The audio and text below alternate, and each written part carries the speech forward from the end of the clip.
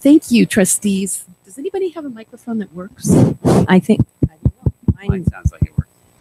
Hello? Mine, Sharon. Yeah, no. Thank you. Can I have a roll call, please, trustees? Ellen Wheeler. Cola Donato. Laura Blakely. Let the record reflect that Tamara Wilson is unable to attend this evening. Okay, and do I have a motion to approve the agenda? And do we have a revised personnel report? Okay, so I move that we approve the agenda with the revised personnel report. All in favor? Aye. Aye.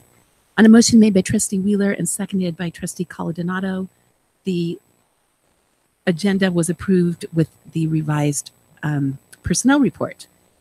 Now is the time, the opportunity for members of the public to address the board concerning items on the closed session agenda. Are there any members of the public here this evening that wish to address the board on closed session agenda items? Okay, seeing none. The sound is on now. Now it is. Thank you. It's 6:11 p.m. The meeting is adjourned to closed session. Is this one on? Oh, they're all on. Okay. We don't have to share. Thank you. Dr. Rudolph, where are we heading? Sorry?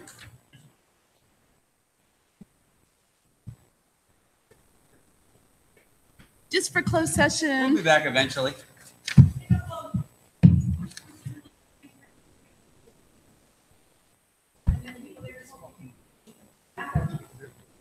Well, we were here, yeah.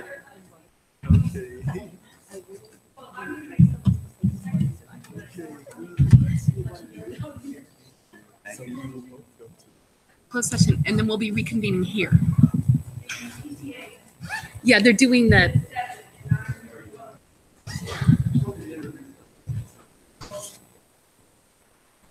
We'll be here. You'll be here. Yeah. No, I know where you are.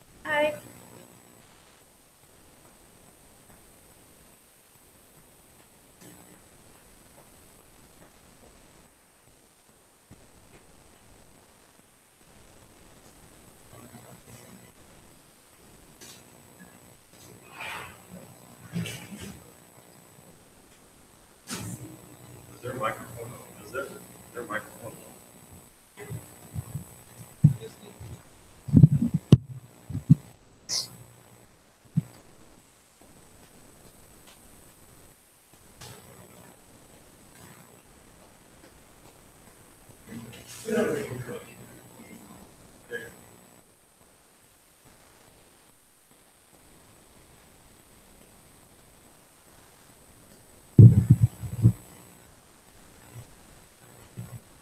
know what, Kathy? When this is at the end, it's fine.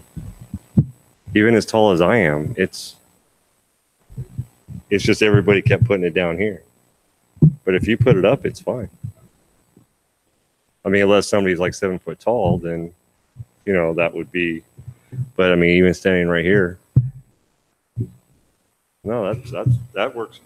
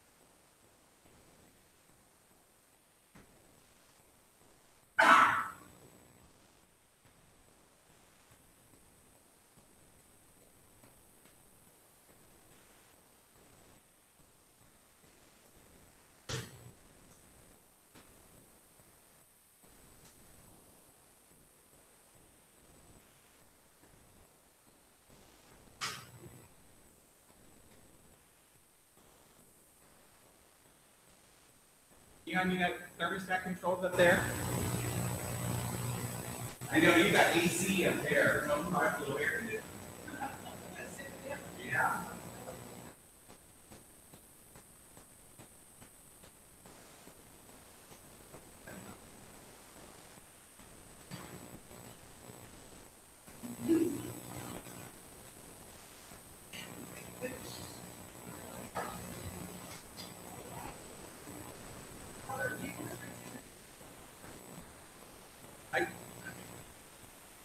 I guess the bigger question is everybody going to present from here? Because it's me, Kathy, Allende.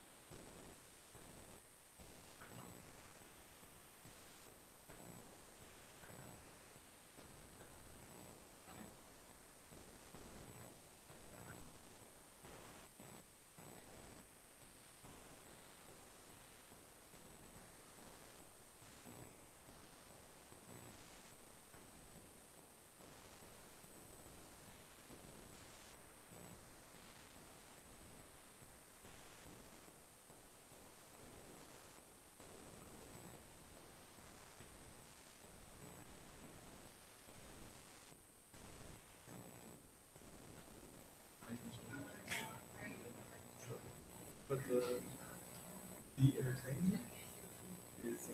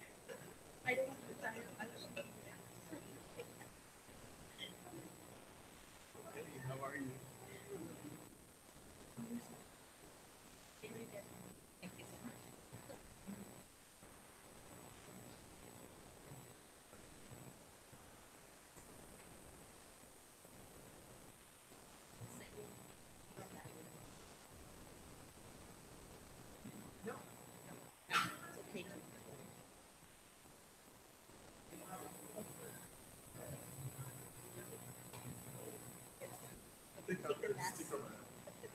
You'll stick around.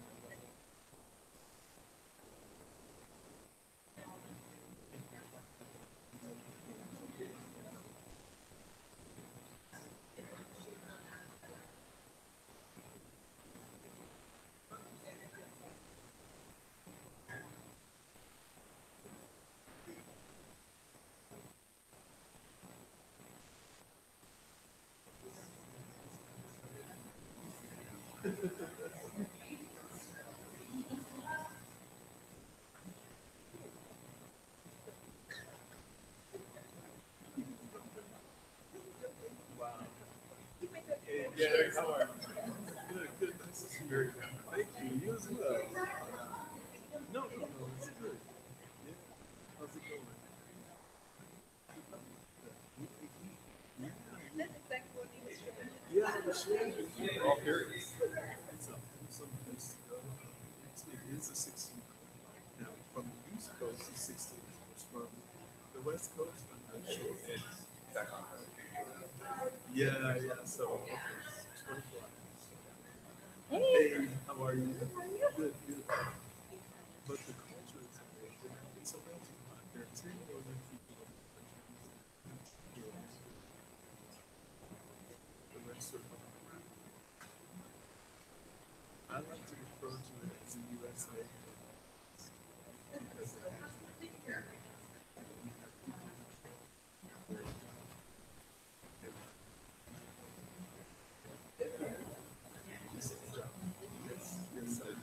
yes, I was executive director. But they're more intense than their school systems too. The country is only 46 years old. So,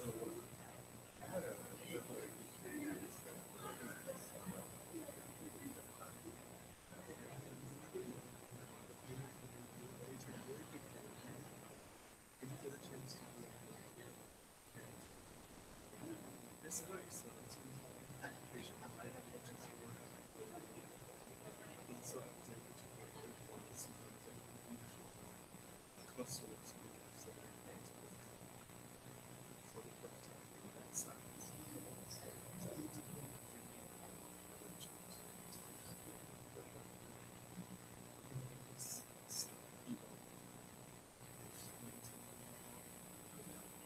So, we got from here,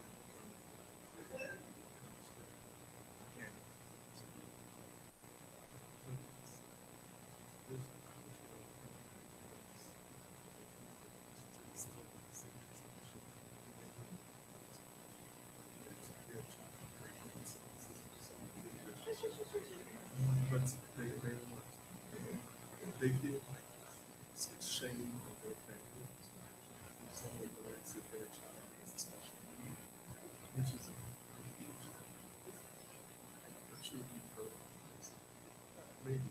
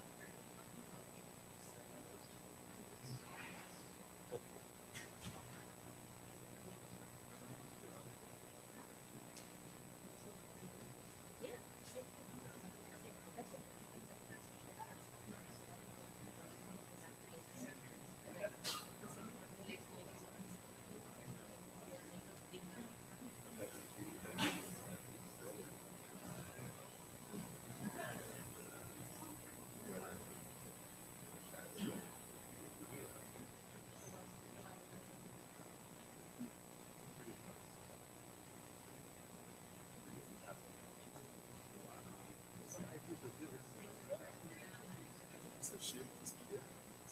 But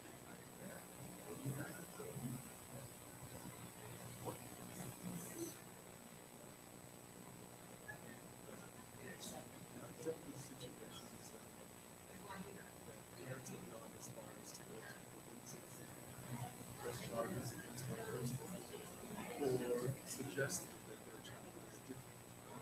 Yeah, so, because there's a lack of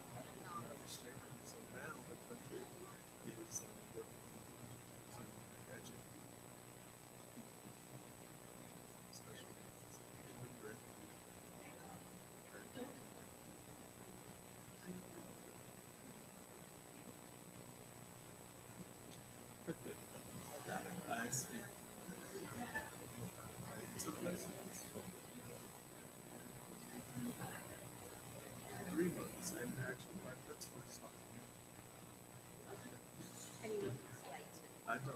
Now I learned. I I know can. that they write from Everything is from right to right, oh, like, which is very difficult. That's the problem. It's such a thing. Reading, everything is so you have to retrain your mind to be.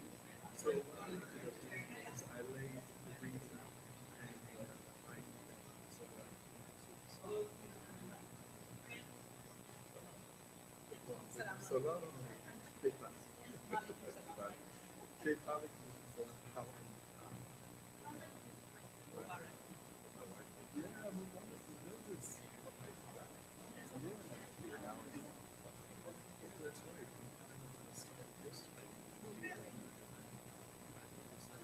I'm sorry, so today on the calendar. Yeah. Yesterday.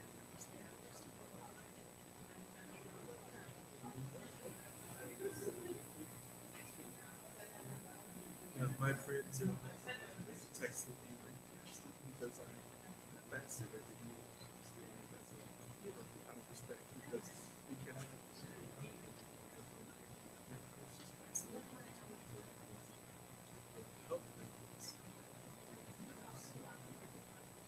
It was not easy because yeah,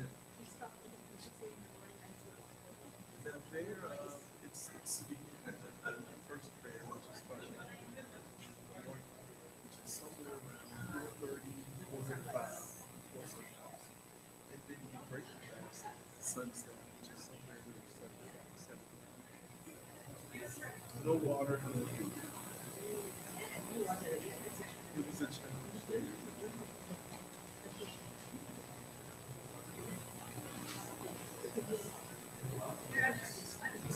But they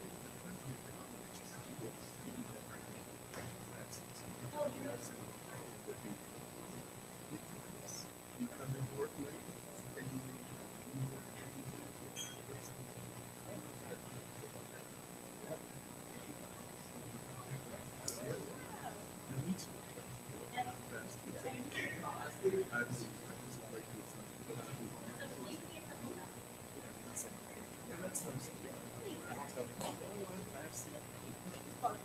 yeah.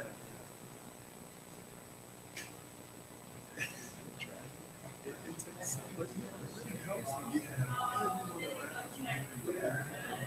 that's a motivation factor.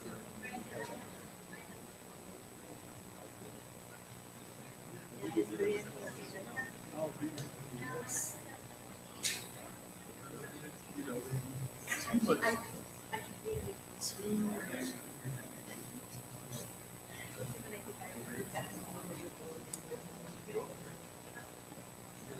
The rubber chicken.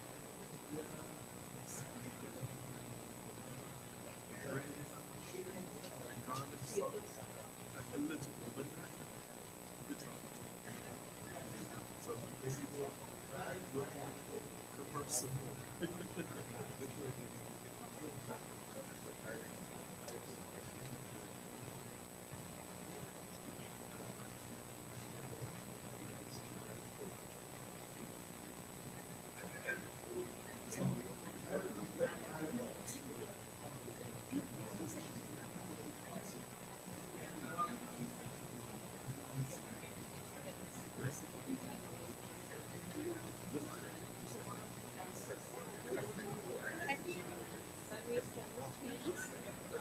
I ordered mine today.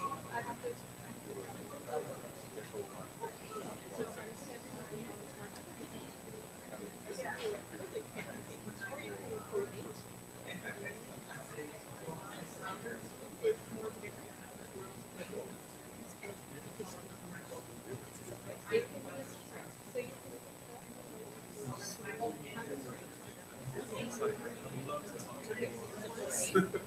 Of course.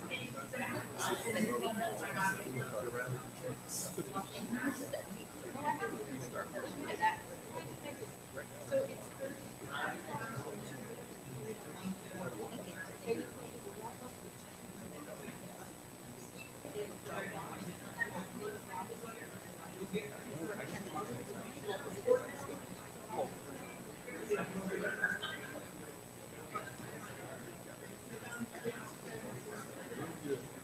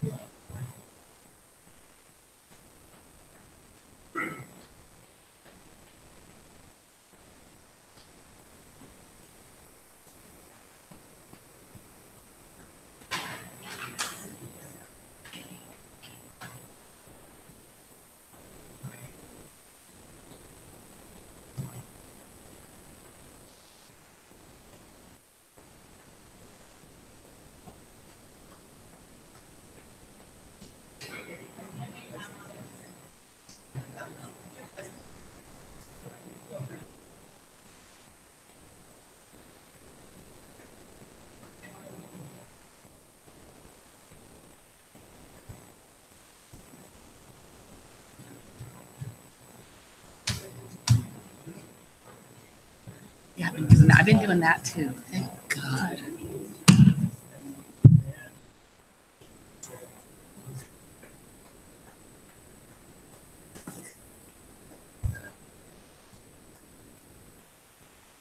We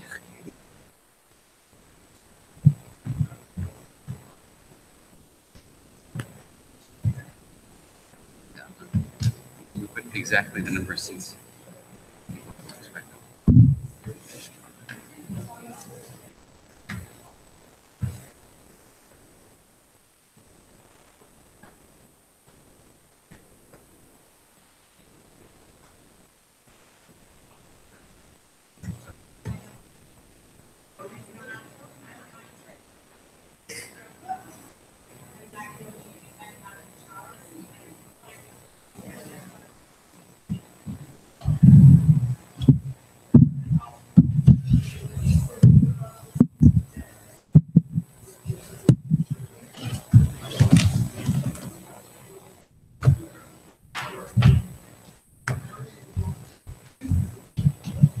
Sorry, I didn't mean to look. I left this in the middle here.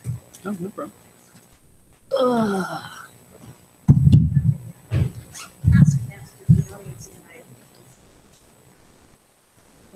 I see Bill. I was going to invite him up with their spare Where chair. is Bill? I didn't see Bill. Bill Lambert is over there in front of Matt Grunwald. Hi, Matt. Hi, Bill. Hi, everybody else. Where's my agenda?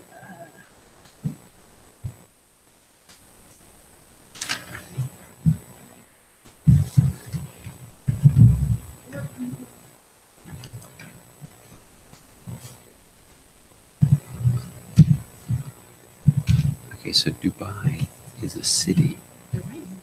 Dubai is a city in UAE, and Abu Dhabi is the capital city of UAE. And they're both like in the Persian Gulf. It's really dark over here. They're pointing out in the Persian Gulf. Is this on? They're on the same side of the peninsula, near Oman. I've never been over there. Someday.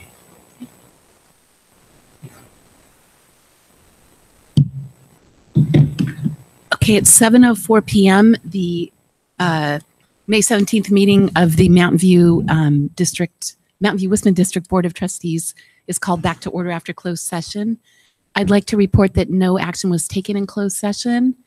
And I did want to let people know that we, per the agenda, we commenced the superintendent's performance evaluation, and we are going to be having further discussions on that topic at the next two regularly scheduled meetings, so everybody can just expect that.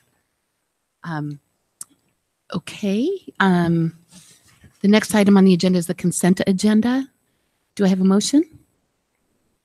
So moved with the notice that we said before the adjournment that it's a revised personnel report. Second. All in favor? Aye. Aye. Okay, and a motion made by trustee Wheeler and seconded by trustee Coladonato. The consent agenda with the previously announced revised personnel report was approved unanimously. Do I need to say each time that trustee Wilson is not here this evening, or because, okay, good. And she apologized for not being able to make it. Okay, thank you. So the next item is communications. Are there any members of employee organizations here this evening that would like to speak to the board?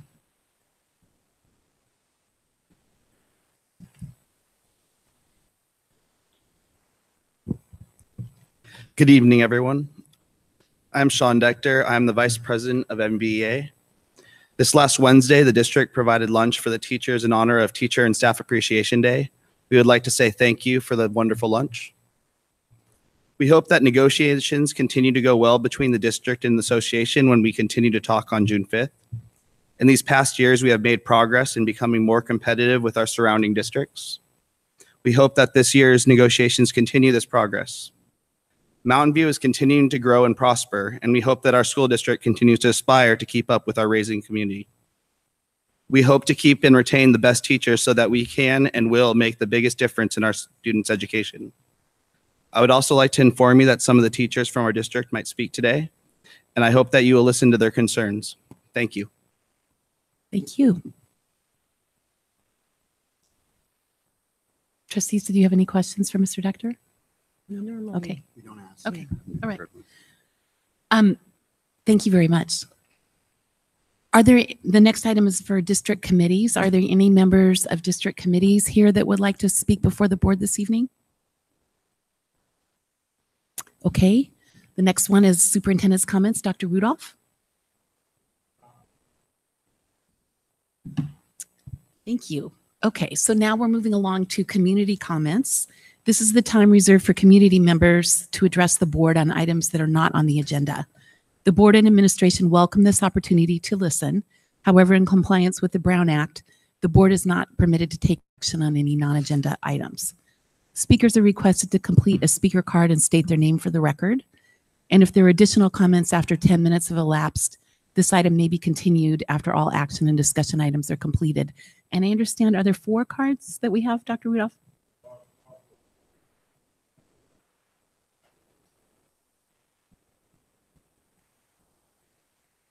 Okay.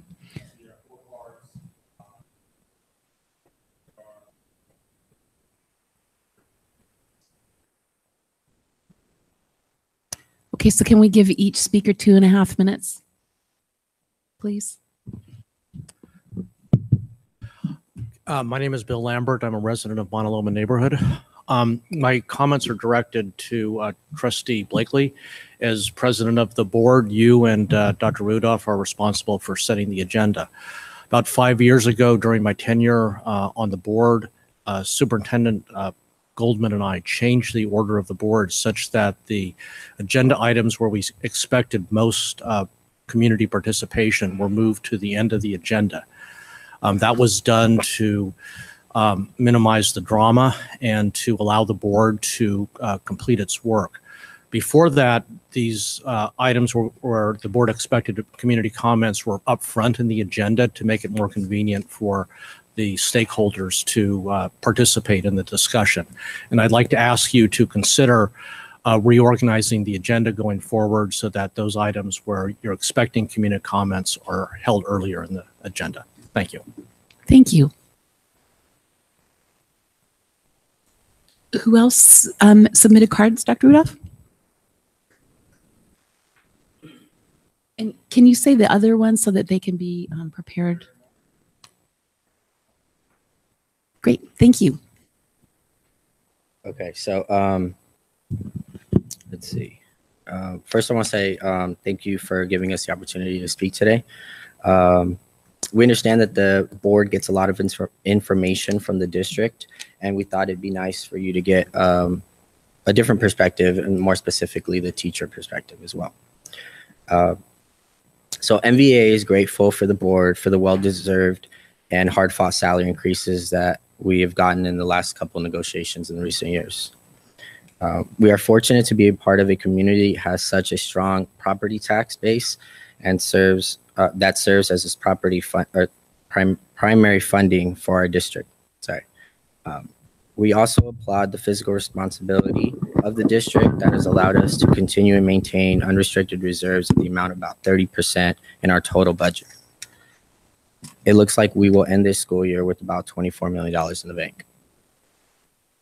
Our district constantly, I'm a little nervous. Our district consistently provides low estimates for property tax revenue increase in the budget documents, which in turn affects the predicted reserve amounts that are addressed in the board meetings. In recent years, our actual property tax revenue has increased much over what is predicted in the annual budgets. This has led to the continued increase in our unrestricted reserves. Even though our projected budget is predicted our reserves to fall to about 20% in 2020, I don't think we're close to that. In March of 2015, our second interim budget projected for us to be a reserve about 18.84 in the reserves for the school year of 2016 and 17 school year. In reality, in 2016-17 school year that ended, we had more than about 50% of that, so close to about 28% in reserves. In March of 2016, our second interim budget predicted that by now, the spring of 2018, we would be about 23% in the reserves. In actuality, I think we're ending close to about 31% of our budget is unrestricted reserves. My point is that even as we continue to predict these low reserve percentages in the outcoming years. You can finish your thought. Okay. If possible, Of course. Thank you. My point is that even as we continue to predict these low reserves for the outcoming years, we collect more taxes that are anticipated for the school budget. What is happening to this money that we are retaining, right? And I know some of that has gone to several district initiatives, as well as I mentioned earlier, some of the compensation that we've received. The salary increases that we've received in the past few years has brought us to the middle of the pack in districts that we have compared ourselves to. Specifically, the School Service of California survey that was addressed to the board earlier this year. Of the two separate surveys that the district required, the survey was done more recently. Some of the districts that we have compared ourselves to include Alum Rock and Franklin McKinley. And if you've been reading the newspaper at all, Alum Rock is kind of struggling a little bit, to say the least. We should be thinking, I think, about comparing ourselves in terms of districts is more closely aligned to Sunnyvale, Saratoga, and Los Gatos. if we're going to be comparing ourselves to those specific districts. Looking at the school service data, it says we're actually more aligned to about 6th or 7th in terms of the 10 school districts in salary compensation, rather than 2nd or 3rd that was addressed in the last budget or the recent budget report. It's a lot easier to speak when I'm talking about stuff I know. It turns out that by looking at the total compensation that we addressed in that last interim budget, we were using a benefit-based package is about $28,534. So just to use myself as an example, I think as reflected in terms of my health benefits, it's nowhere near that. Combine this with the fact that on our average health and welfare benefits is half about 28,000 number mentioned. And it has become clear that should we really compare salaries and looking to benchmark ourselves, again, we need to compare ourselves with school districts that align to ourselves more so, like Los Altos and Menlo Park, and not school districts in San Jose. Of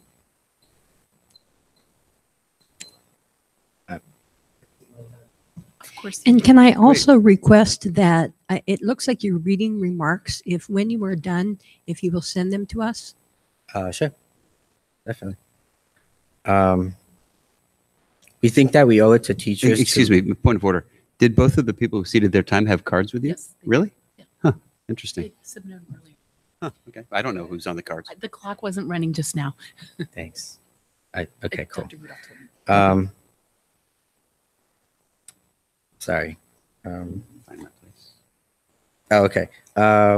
We think that we owe it to the teachers to, and we really owe it to the students and the parents of our community that allow us to keep and retain.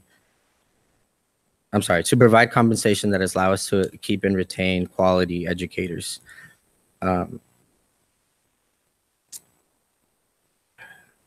Even given the healthy salary increases, we still struggle in our district to recruit and retain the best talent. Case in point, like I think for personal examples, we were trying to hire a Spanish teacher to fill the need of one of our bilingual positions at Graham, and she decided to go elsewhere. At Graham alone, we have 20 teachers that are in their first or second year in the district. That's about 50%. I believe we can do better than this in retaining our quality teachers.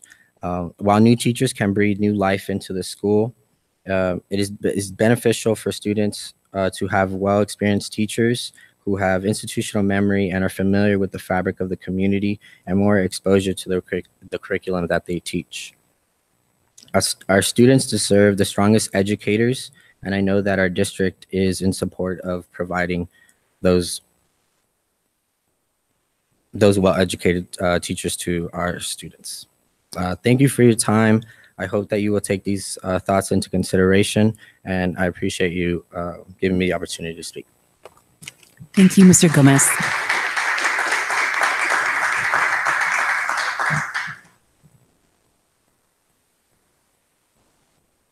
Thank you. We're now moving into the review and action portion of the meeting. And the first item. Trustee Blakely, Sorry? just real quick, I'm sorry, you did tell me. our microphones are working now. I want to introduce two individuals. The first one is an employee who's been in our district for the last 6 years. She's been serving in the role over the last 3 years as an accountant. Our director of finance is leaving us and gives us the opportunity to promote from within. And so I would like to just introduce Barthy as our next director of finance starting July 1st.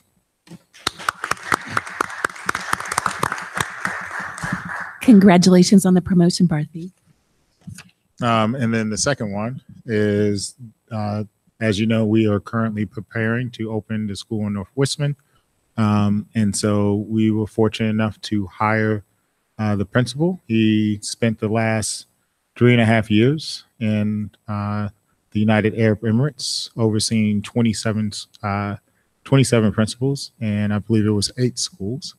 and he will be joining us. He has a principal of extensive experience, but Dr. Michael Jones will be joining us as the principal of North Westman, and will be in charge of staffing the school as soon as we understand what the enrollment numbers are going to look like over there. So I'd like to welcome Dr. Jones.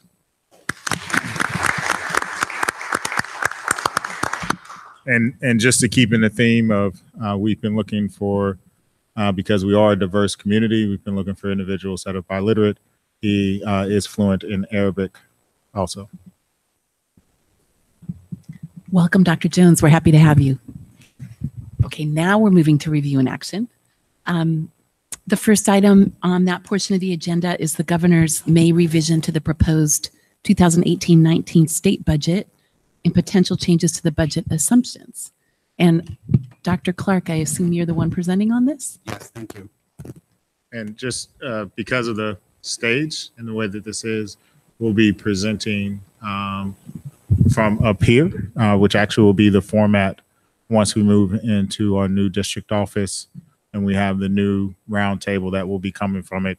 It will look more similar to what you see in City Hall, where staff will present from the table with the rest of the board, as opposed to going to a podium, even though we will have the podium for public comments. Thank you. And I have a question. This is under action. What action are we being asked to take tonight? Staff is asking the board to approve the updated assumptions for the 18-19 adoption. You're muffled, Dr. Clark.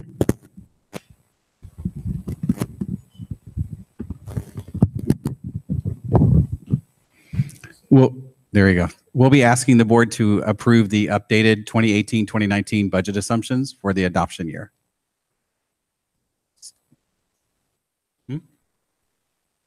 Right. And my notes. Very good. Thanks. All right. So to get started, just as a review, just as a reminder for the governor's budget, the governor released the May revision for the 2018-19 budget assumption year for the just recently this last week in May. This is not advancing. So now I'm doing this. Thanks. Great. So as a review for the budget adoption process, given for the, what we put up the board, we're at the step for May 17th to review the governor's revisions for the proposed budget, and then also to finalize any changes to the proposed budget assumptions. The board, if you recall, approved the 18-19 budget assumptions on April 5th, and some of those might have changed given the governor's May revise. And then a preview on May 31st, we'll do the public hearing for the budget adoption, and on June 14th, we'll ask the board to adopt the 18-19 school budget. So moving forward to the governor's budget, some of the highlights, an overview of the governor's budget. The information presented tonight was gathered from 5 different sources. It turns out tomorrow is school services budget presentation, which is usually the kind of the highlight of the budget season for people in my world, and we use that presentation and that data and that information to put together budget packets. But for this one, I had to do a little reading myself. Thanks. So from pulling from the Association of California School Administrators, ACSA, the California Association of School Business Officials, CASBO, School Services, the Legislative Analyst Office, and also the California School Boards Association to get some of the highlights from the governor's budget. So some of the major themes for the governor's May revise. It's actually very good for K-12 education. It's not as great as many of us were hoping. But it is better than it was in January, so that's a positive thing for us. It fully funds the LCFF, the local control funding formula. 2 years early, there was a lot of rumor mill and discussion going on that given that Brown's headed out the door, that he was going to make sure that LCFF was fully funded, and he was able to achieve that. It also fully funds the COLA, the cost of living adjustment, to 2.71%. He's proposing a 3% increase to the LCFF base grant amounts, and I'll talk about that in a moment. But he warns, quoting Sir Isaac Newton, what goes up must come down. He commented that we're headed into the record of the longest recovery period, and that a recession is coming. But did not include any provisions for a recession in the proposed multi-year projection for the state budget. So he commented that it's coming, but he didn't plan for it. But we'll talk about that in just a moment. So the May revise itself, reflects approximately $8 billion in increase in revenues. Personal income tax is up, sales tax, corporate tax, you can see those amounts there. It's not a windfall for education as it was in past years. If the board will recall, in those previous years when we had positive growth and a lot of money coming in, education received a lion's share. The goal was to get school districts back up to pre-recession levels, the 2008-9 school year, for schools to get back to that level. This year, we received more than what we had planned in January, but there's also a plan to give that money to other programs and other state agencies. Some of the examples, he's pledged $4 billion to other non-education programs such as infrastructure, homelessness. He's also wants to contribute more dollars to the rainy day fund. And surprisingly, he wants to build up the general fund budget reserves itself. So some for local control funding formula, as I said, it fully funds LCFF. The gap funding is 100%. It increases the base grants amount by 3%. Even though the COLA is 2.71%, he wants to give more money to the base grant amounts. For us, it doesn't make a huge impact as a community funded school district. It's merely the LCFF, if you recall, is the calculation, the state's math that says what we would get as a school district in the state, but our property taxes exceed that amount. So they could increase the base grant amounts, but it doesn't necessarily impact us as a school district. One-time discretionary funding. In January, there is a proposed $1.8 billion for one-time money. For us, it was about $295 per student. The May revision actually increases that to just over $2 billion. And it turns out for us, $344 per student. And based on our ADA amount that they'll calculate, the P2 period, P2 ADA back in March, we could be looking at a $1.7 million one-time allocation from the state in discretionary funding. Other key points, special education, child nutrition, preschool, other programs received a full COLA, 2.71%. There are no plans at the state level to sell school bonds for school construction, which is something that no one is surprised about because he does not want to incur more state debt walking out the door. The new governor might have a different opinion. They're also looking at the English language LPAC assessments, the English language proficiency assessments, to looking to convert those to online assessments. So there could be some financial support necessary to make that happen at the state level. The multi-year projection, he made clear that his commitment to resist new programming spending obligations. The idea that it happens, those of us who've been around a while know that the state, when they get a little bit of cash, they like to create a new program or a new something to spend money upon. He's resisting the urge to do that with the new funds that are coming in. He also stated it's the second longest recovery on record and we are overdue for a recession. But in the governor's budget, he did not put that in as any planning. He did not talk about in multi-years that there's a recession or plan for a recession, and probably rightfully so because the rainy day fund will be fully funded at $13.2 billion, plus also he wants to build up the general fund reserves. So if there was a recession, we would have money in the coffers to be able to pay for that, which is, if we recall, that was the purpose of the rainy day fund. Some of the guiding points from school services, please maintain a suitable level of reserves, exercise caution at the bargaining table, and then also prepare budgets on a reasonably conservative basis.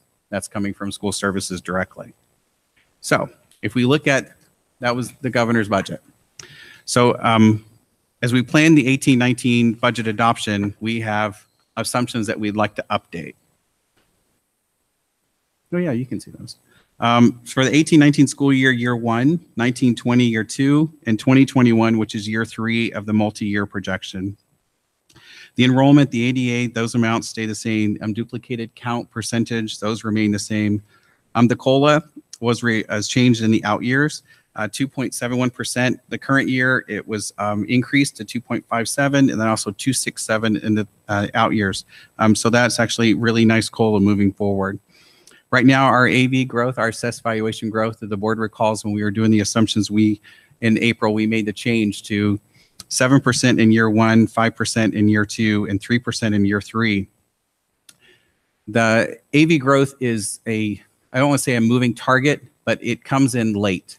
And since that is our primary source of revenue, we are very conservative, and I will say it out loud. We're very conservative how we budget that money coming in. Currently, coming from the county assessor's office, as of May 1st, the AV growth for the 18-19 school year is 4.35%.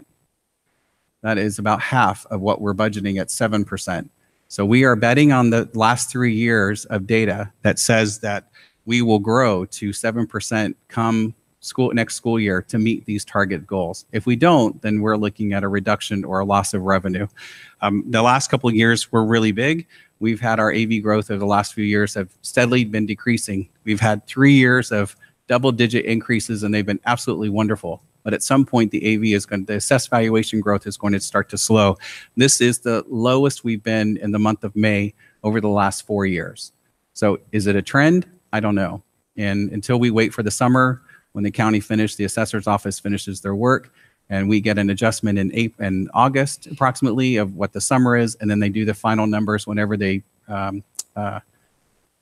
finish them, complete them, finalize them, and then we'll know what that final number is. Moving forward, the benefits increase. That changes, it fluctuates. So we have the straight 5%. That's not a change. PERS and STIRS actually has changed. PERS changed their rate for the 18-19 school year. And those rates, the PERS and STIRS rates that are listed up there on the screen, they are steadily increasing, and they are starting to make a significant impact into the budget. We have some employees that 2/3 of their total compensation is the benefit package. By the time we pay the health and welfare, the mandatories for payroll, Social Security, et cetera, especially for PERS, and then when you add in the PERS or STIRS retirement, some people, their total compensation package, 2/3 of that cost is benefits. And it just gets lumped as one big category. Routine maintenance, 3% is required by the state. Routine restricted maintenance, 3%, but we also add in 2% to maintain our facilities. Some of the core assumptions continuing the site turnaround money, 18-19 school year is the last year with Therakoff being they're getting their 3rd year. One of the original numbers had $100,000 for turnaround money going to Therakoff. What we've clarified in the last couple of years is that it's the site turnaround program is $250,000 total, made up of both Title I funds and site turnaround funds. Based on our estimate for Title I funding for the next school year, our federal program monitoring review recently, we have to split Title I funds equally between Castro and Therakoff. They anticipate receiving approximately $180,000. And so the turnaround funds get reduced from $100,000 to $78,943. And then of course that goes away. As part of the reductions of strategic plan initiatives, we zeroed those out. There isn't any money in the budget for the strategic plan initiatives, any of the new ones. The one-time discretionary, you'll see that there. A PSYOP, that is unchanged. Expanded language program through science, that has unchanged. Parent engagement, we are lumping this all together. We recently have a contract and a grant from the SchoolLink Services with our matching money that we are required as part of that grant. We've linked that together under parent engagement to go along with PK and also the Foothill Institute. Expanded after-school program, that hasn't changed. It's still 0. Elementary math coach, that's unchanged, except I will point out, we've been using, my very first year, we used $80,000 as the average teacher total compensation. That went up to about 90, and then we used 100,000 in the last year and a half. Given last year's salary increase, this year's STIRS increase, which is coming up, that average teacher compensation has now bumped up to $115,000. So every teacher that we plan moving forward will be that amount. And so some of these numbers just look different than they did on April 5th because of the new amounts. Curriculum materials, there's a certain amount of money, $450,000 each year. It's the annual replenishment of the consumables that we use. And then you can see curriculum adoption, we pushed out. That is, the amounts, I believe, are approximately the same as what we had on April 5th. Slater, you'll see there's in the budget. The principal working for the 18-19 school year is full-time, 100% for the whole year. The secretary and the day and night custodians will come on at the very end of the year in June. And then you see in the 19-20 school year, the total amount of all other staff being added in, secretary and custodians going to full-time for the whole year, the clerk, the coach, RTI, SCEF, library clerk, and food service. We forgot library clerk and food service on the April 5th list. It seems like every time we go through this, we find another staff person that we've missed. So my apologies. So that's the total cost for 1920. And then I went ahead and added in, once you put all the people moving forward to 2021, that's the cost of all those staff members based on the averages. Middle school schedule, we were planning for 6 teachers. We were able to, the middle school staff was able to create the new 8-day schedule, 8-period day schedule for only 4 teachers. And so you see that new number. Elementary staffing, it was an idea we had to staff the elementary school based on formula and using combination classes. We saw a reduction in the numbers by 11 staff members, but what we brought to the board in April was a reduction of only 8. And this is $800,000 because back then we were using $100,000 for an average teacher salary compensation.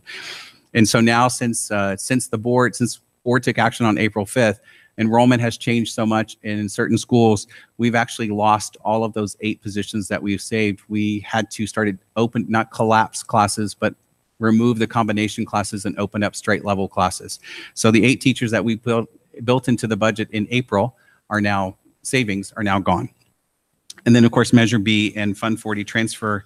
Fund 40 transfer, you can see those numbers look a little different from the April board meeting. We were through the board,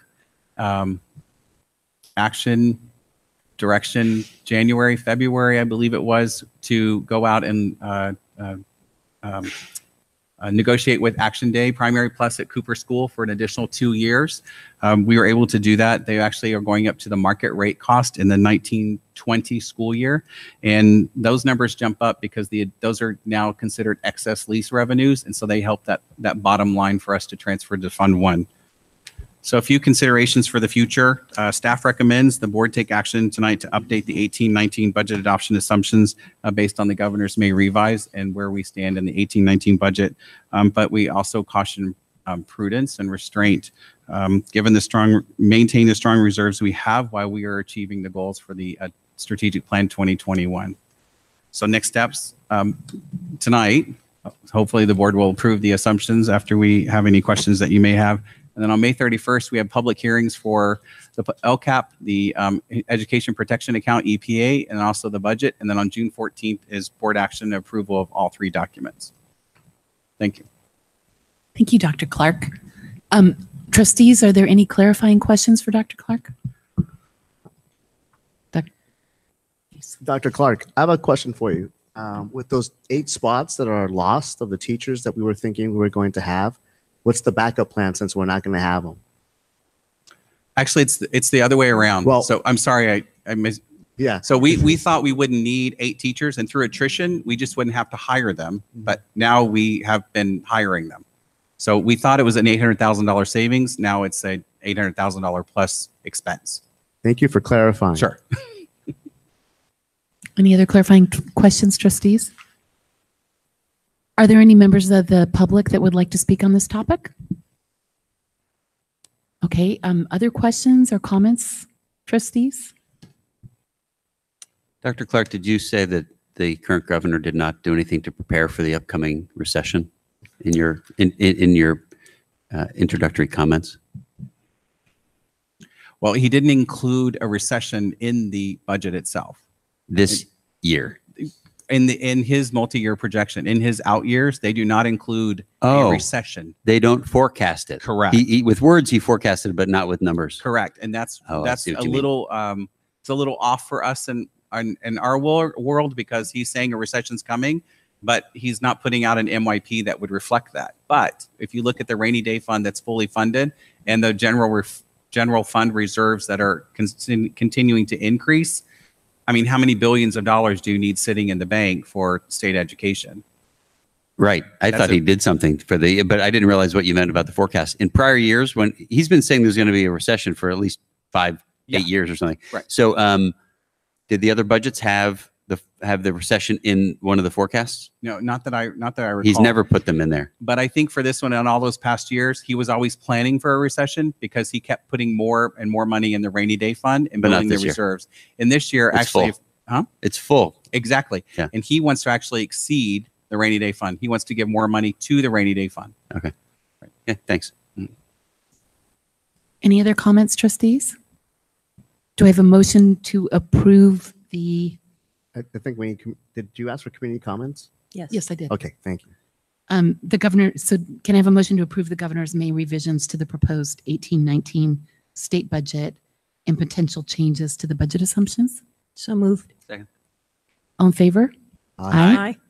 On a motion made by trustee Wheeler and seconded by trustee Coladonato, the motion was approved unanimously.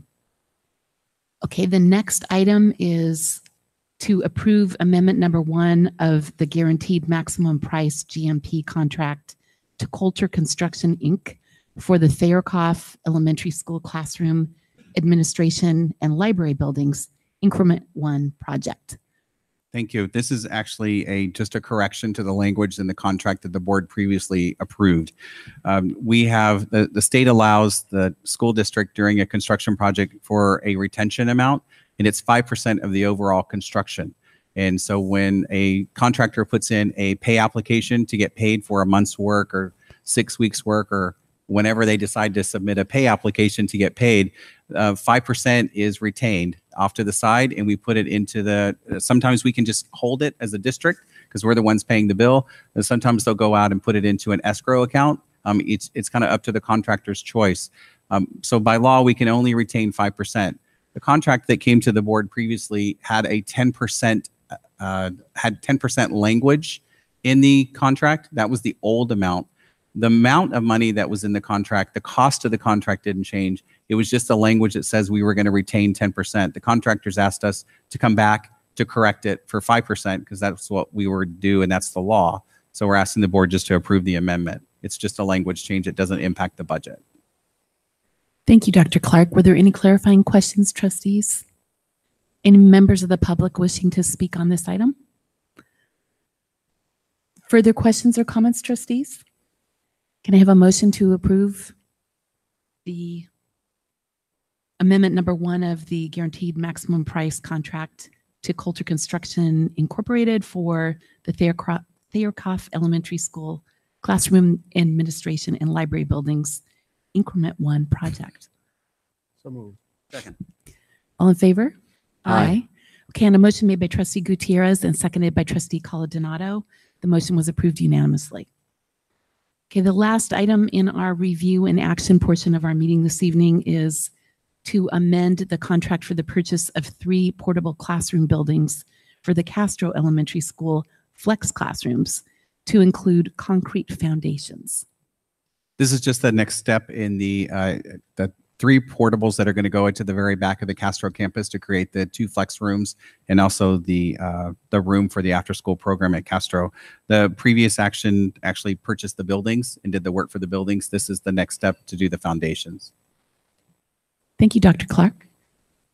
Any clarifying questions, trustees? Any members of the public wishing to speak on this item? Further questions or comments, trustees?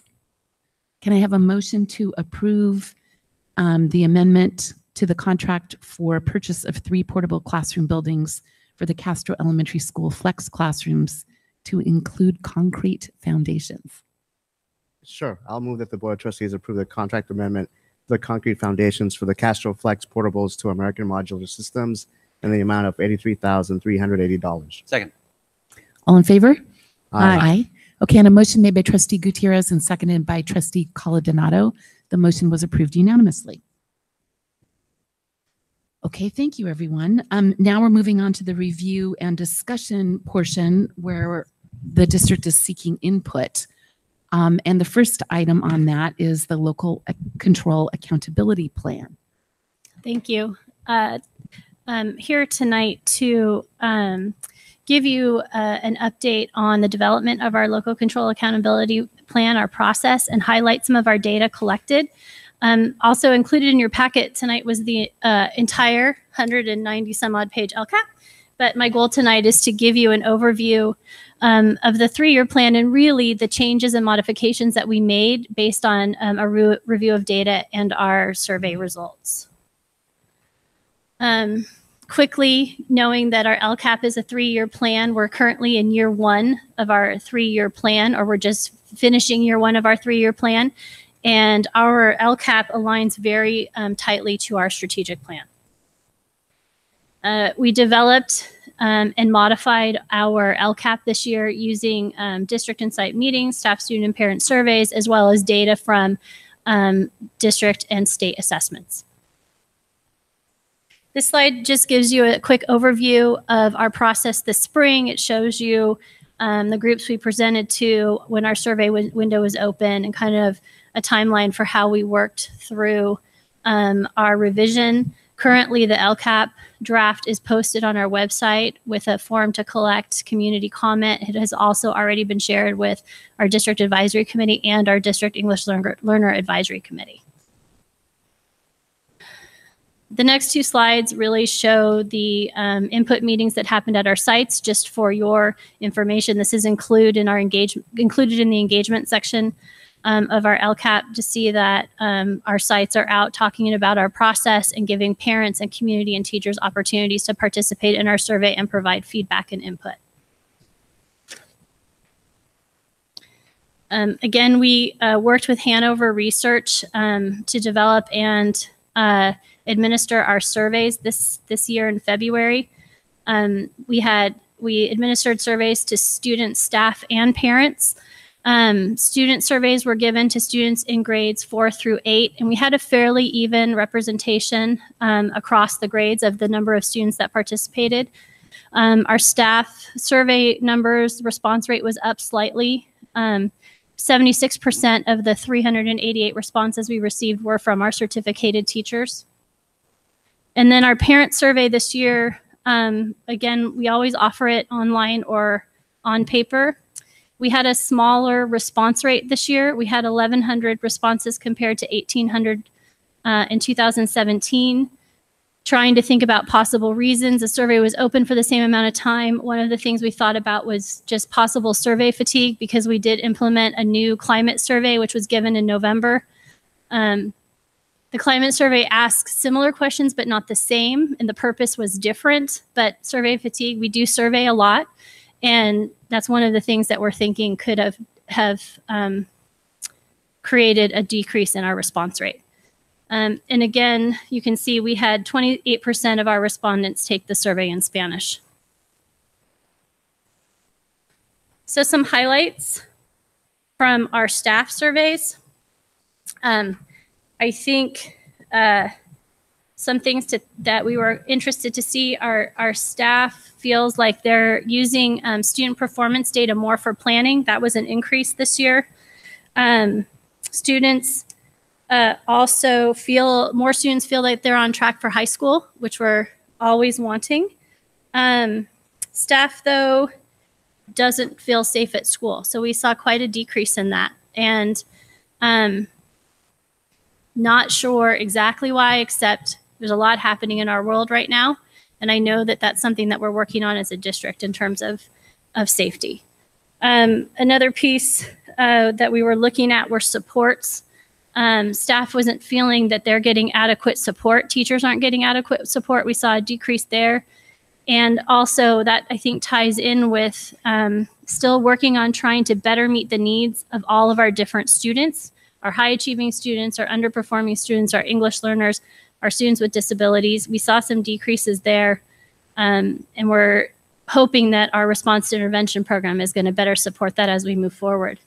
And at the bottom, the decision-making, staff didn't feel, there was a decrease in staff feeling they had a decision-making at school, but interestingly, it went up at the district level. The numbers still we have a long way to go for increasing that, but at least in the decision-making at the district level, we're on an upward trend.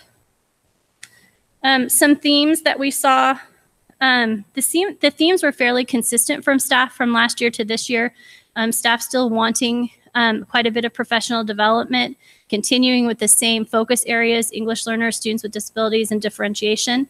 Teacher compensation and teacher housing came up in our open responses as well. The one piece that we did see that was a change was teachers and staff really wanting more oversight and more feedback specifically in the areas of PSYOP and special education. So those are actually pieces we've added, which I'll share in in a future slide. Some highlights from the parent surveys. There is an increase in parents understanding the non-academic supports that are available. And again, parents feeling that their students are on track for high school success. We saw increases in the response rate for those. And similar to the staff survey,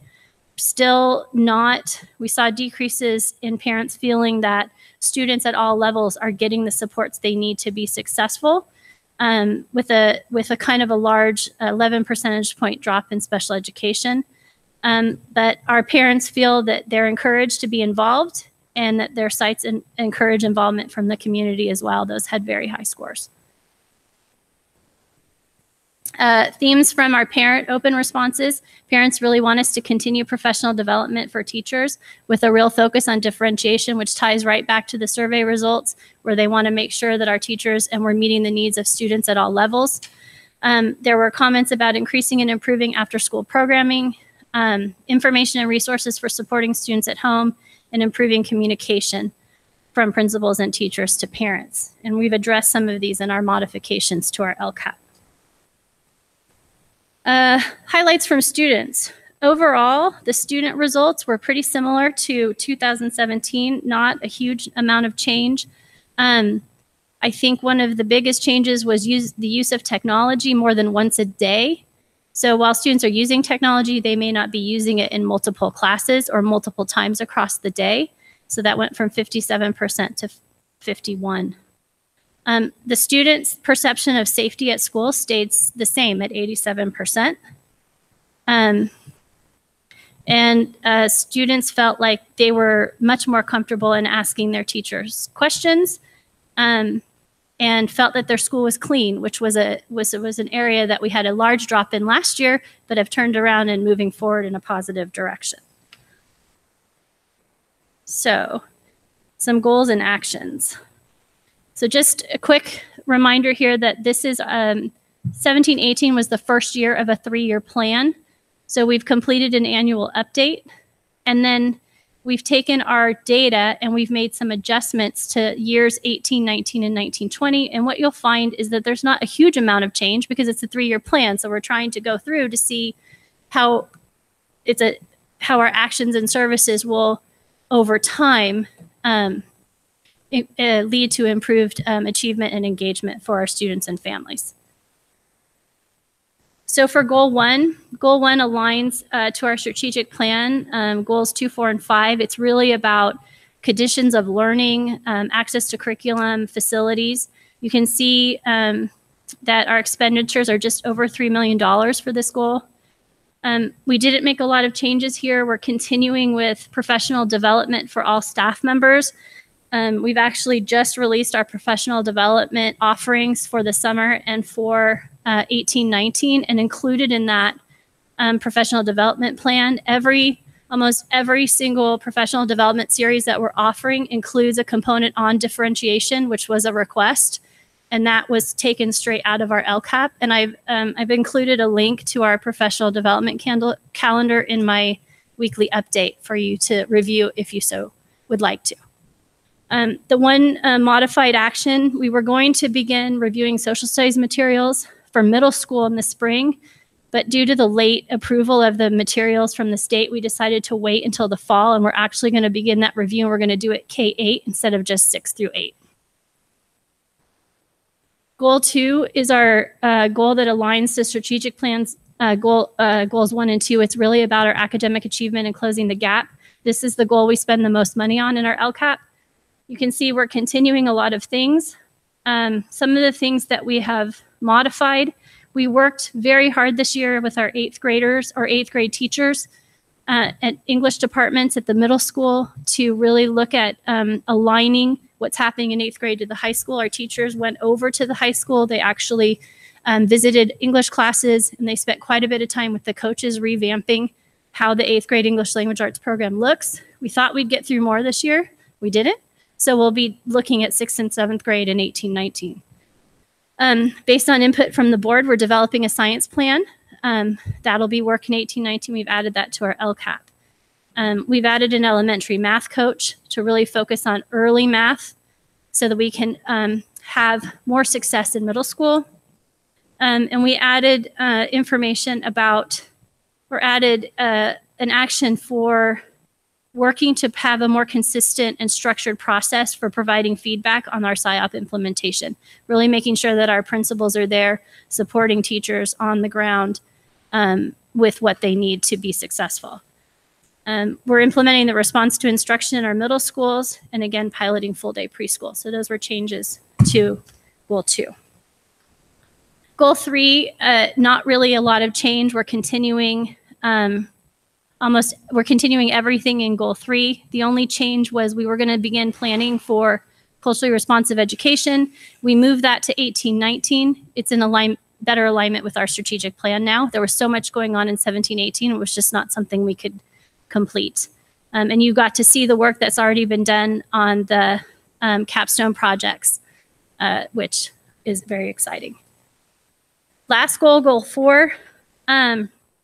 This is about our climate and our engagement. We have our school and community engagement facilitators, our parent university.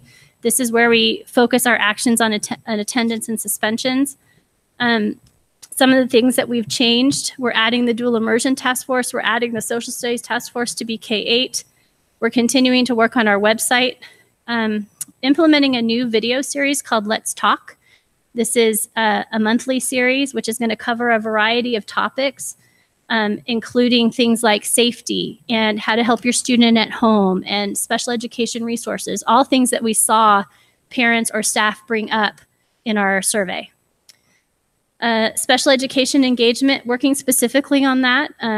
Mr. Johnson had some great ideas about creating a welcome binder for our new families that have initial IEPs and are dealing with learning about their students' learning challenges, having some focus groups and a survey so that we can learn more about the needs of our parent community and our staff, how we can better support them to support our students. And actually Hanover is going to support us in that work. And then, as you know, our contract with SchoolLink Services came to an end, but we were able to renegotiate, and we've added our partnership to SchoolLink Services, which is allowing us to continue great programs like PK. So just quickly, you're very clear, I know, on the different revenues and reserves. We use a variety of funding sources to fund our LCAP, unrestricted, restricted, and reserves. This is an overview kind of the resources that go into our LCAP. The total expenditures in it are $12 million. And you can see kind of where those, where the funds come from. And then these are just some highlights out of there of where we're spending some money in the LCAP. You can see that our instructional coaching staff, our response to instruction, art, music, and PE, and our enrichment facilities, are big ticket items. We spend a lot of money on them because we know that these are what we need to support our students. Supplemental funding. We are required to describe how services that we provide for our unduplicated pupils, which are our English learners, our socioeconomically disadvantaged students, foster youth, and each year we take a percentage of our general fund, which to dedicate to the work to support students that are unduplicated. And this year our percentage is 8.4%. And we're spending just over $3 million specifically for programs to support our unduplicated students, although there are over 40 actions in our LCAP that support students that are unduplicated and other students that are needing our support. The specific actions that we have for our supplemental funds are summer school, which really looks at supporting our English learners and our low-income students, our targeted student support program, which is money given to sites to add additional programs for students, our school and community engagement facilitators, and our response to instruction program. So final approval process. So tonight I'm sharing with you the initial draft and would love to I'd be happy to answer any questions, take any feedback that you may have. We are going to be coming back on May 31st for public hearing, and then looking for approval on June 14th. Thank you. Trustees, any clarifying questions? Ms. Wheeler? So I have two questions. One is you referenced teacher programs for professional developments, and they've been sent a menu of things that they can sign up for. Have you sent that menu to the trustees so we can see what they're offered? I included it in my board update that I'm sending to Dr. Rudolph, but I can send you the link directly. Yeah, thank you. And then the second is I was heartened to see that people feel like they're better prepared for high school. So to what do you attribute that higher level of confidence? I had a feeling I'd be asked that question. And I'll be honest, I'm not sure that I have an answer. I think that we are working really diligently, especially at our middle schools, to collaborate with the high school to make sure that our science departments, our math departments, our language arts departments have vertical articulation so that what we're doing in 6th, 7th, and 8th grade leads directly to a smooth transition to the high school. And I think that that has helped. And I think hopefully that what that's doing is it's creating programs here so that there's not such a big change for students when they go from our middle schools to the high schools. That's the one thing I can point my finger to right now. Any other clarifying questions, trustees? Yeah, I have a question. It's a simple one. If I go back to the slide where it says site-based progress update and input meetings, that they have a common pattern here in terms of dates of when they present the information to the school community. There's one there's a couple that struck my eye though. The ones that also had a principal's coffee. Right. So I'm wondering, not all of them had a principal's coffee where they were able to present. What's the standard for that? So what we ask is that sites present to their ELACs, their school site councils, at a minimum. And then schools can do one joint meeting. They have some flexibility in how they do that, but ELAC and school site council are a minimum. We'd like them to present to their PTAs, and some feel that having a principal's coffee brings in more community.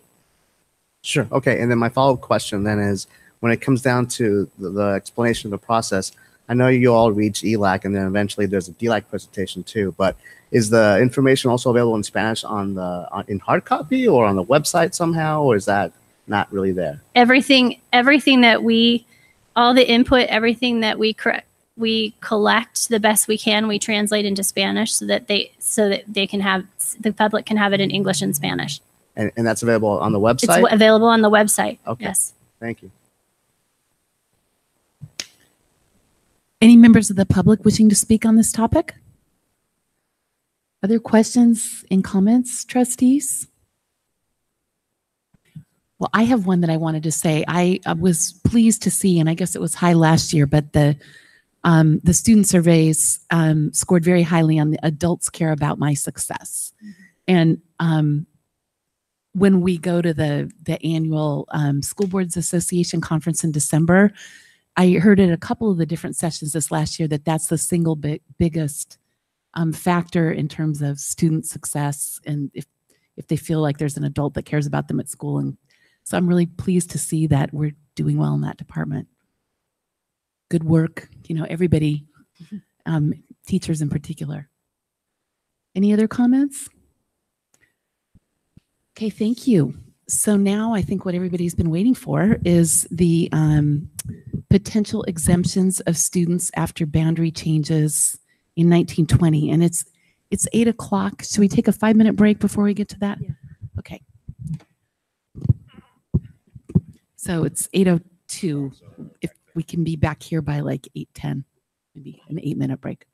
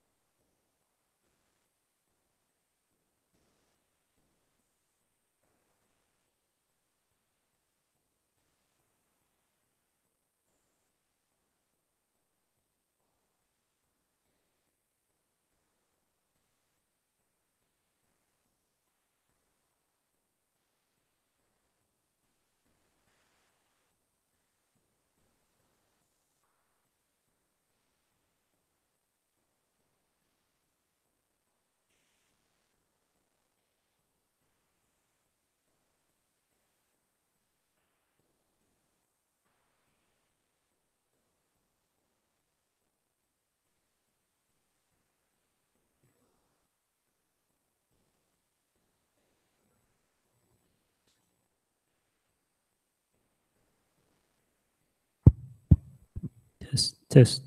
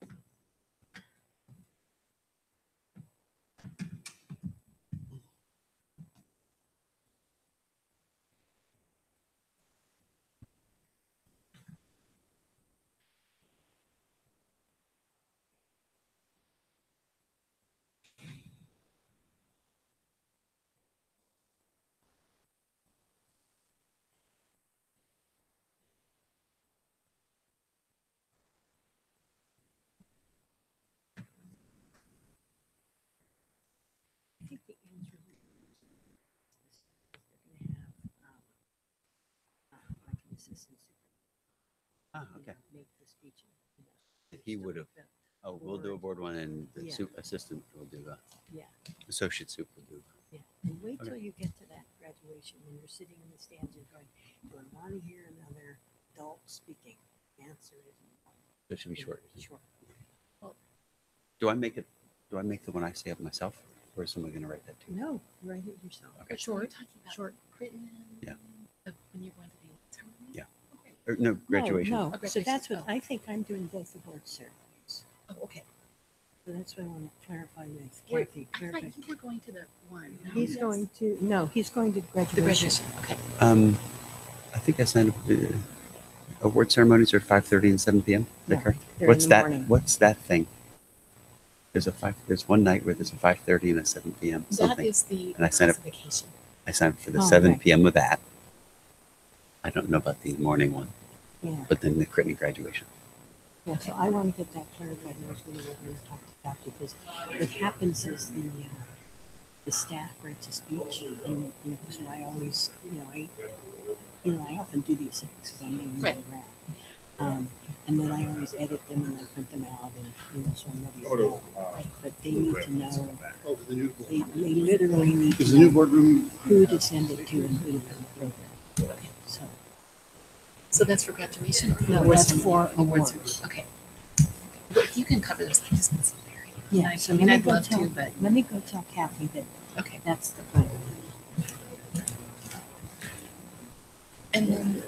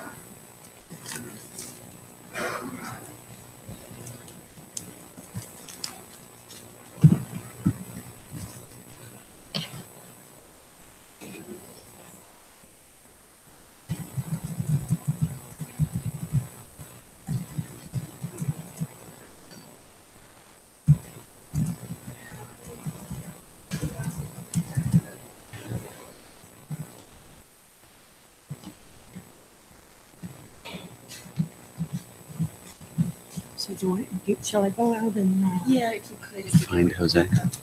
Please, thank you, Ellen.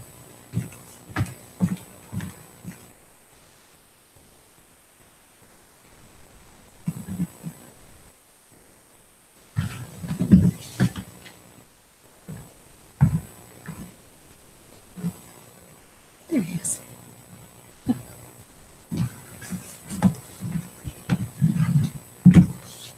Emily said 8:10, didn't I? Yep. You're on time. You're on time. Dr. Rudolph, were there any more cards?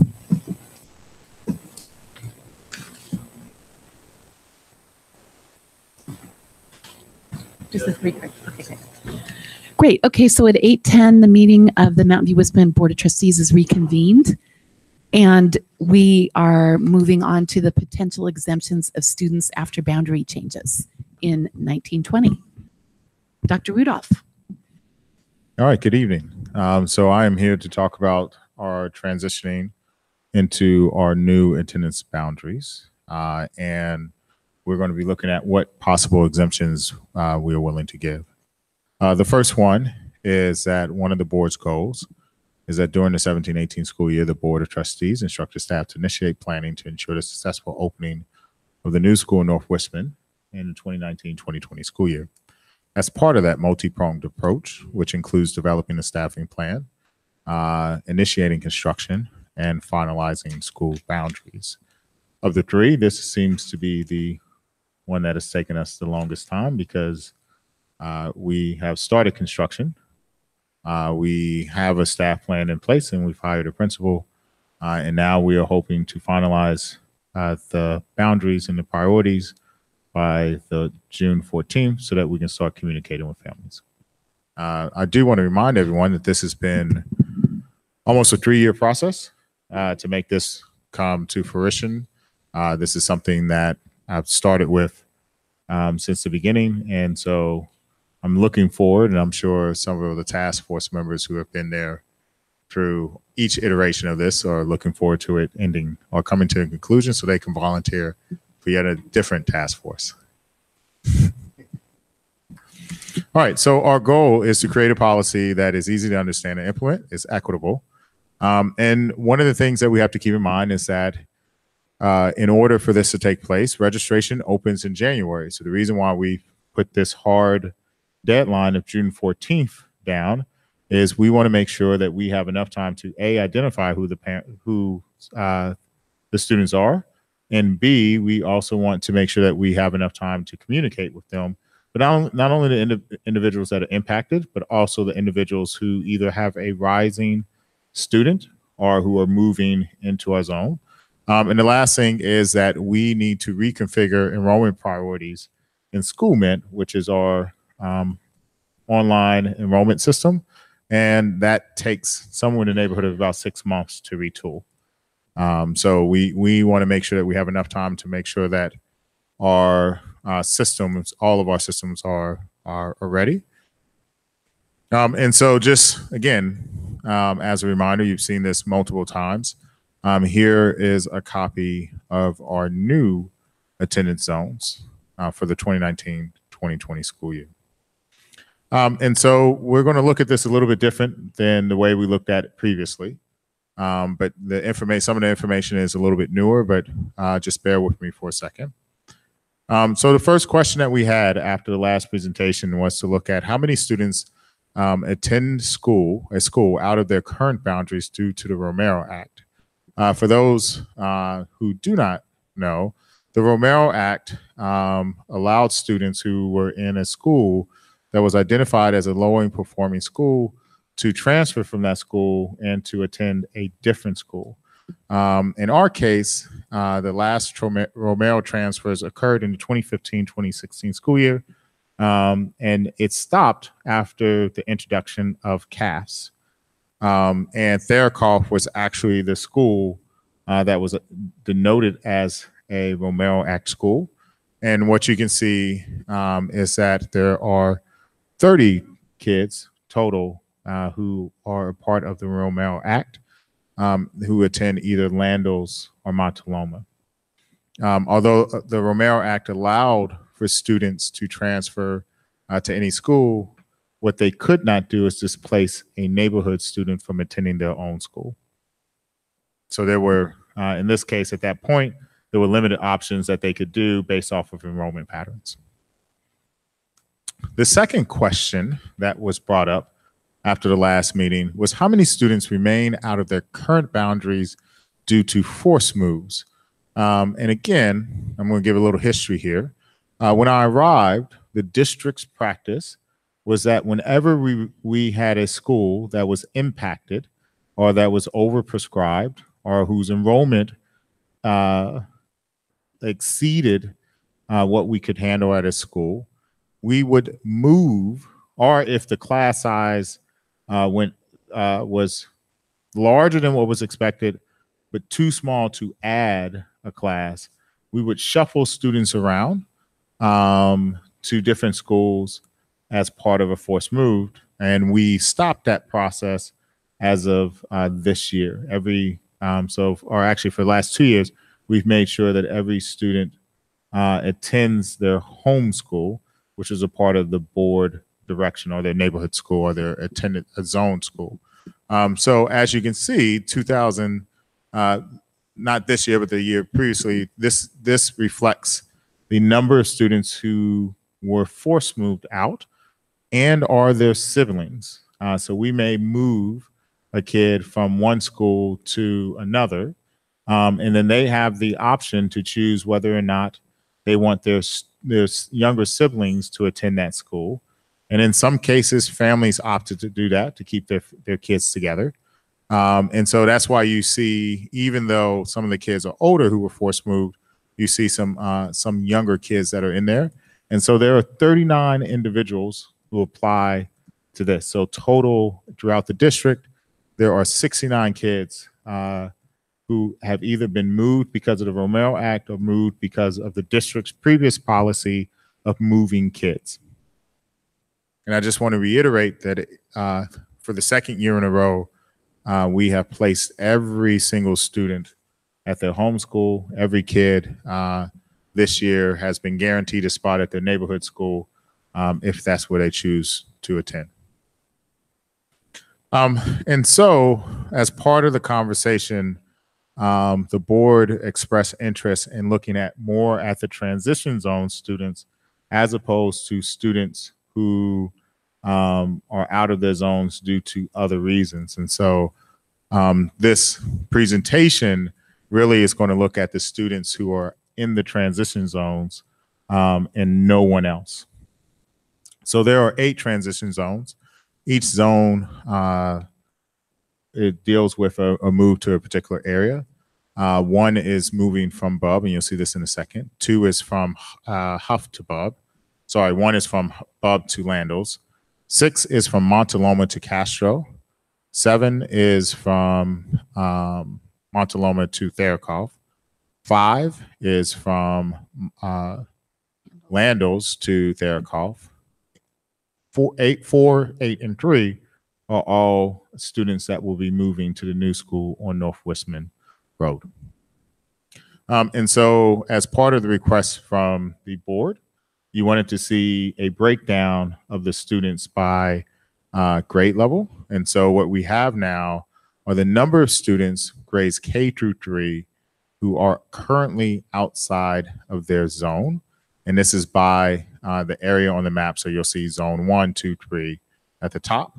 The reason why we are looking at grades K through 3 is because these students represent students who are currently in our school system. While we do have data on incoming kinders, what we do not know is whether or not a parent is going to choose to enroll their kid at the start of the year. And so because that number fluctuates until September, it's advantageous for us to look at the kids who are currently in the system. And so this presentation is going to take that into account. As you can see, there are 94 students, grades K through 3, who would be in zone 1. Third grade, our current third graders, represent the number of fifth graders that would be in that particular zone.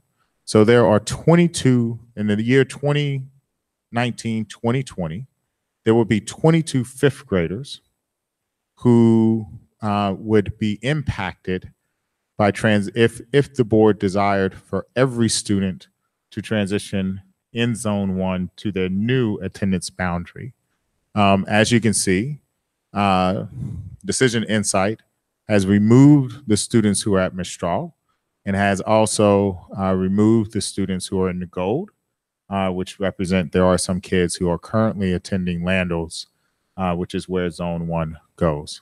And this data is true across the board. So there are 7 kids in zone 2. There are 116 students in zone 3. In zone 4, you can see that there are 98 students in there. Zone 5 has 28 students. 6, 18, 7 is 24, and 8 is 45. And so we can look at the different breakdowns by grade levels.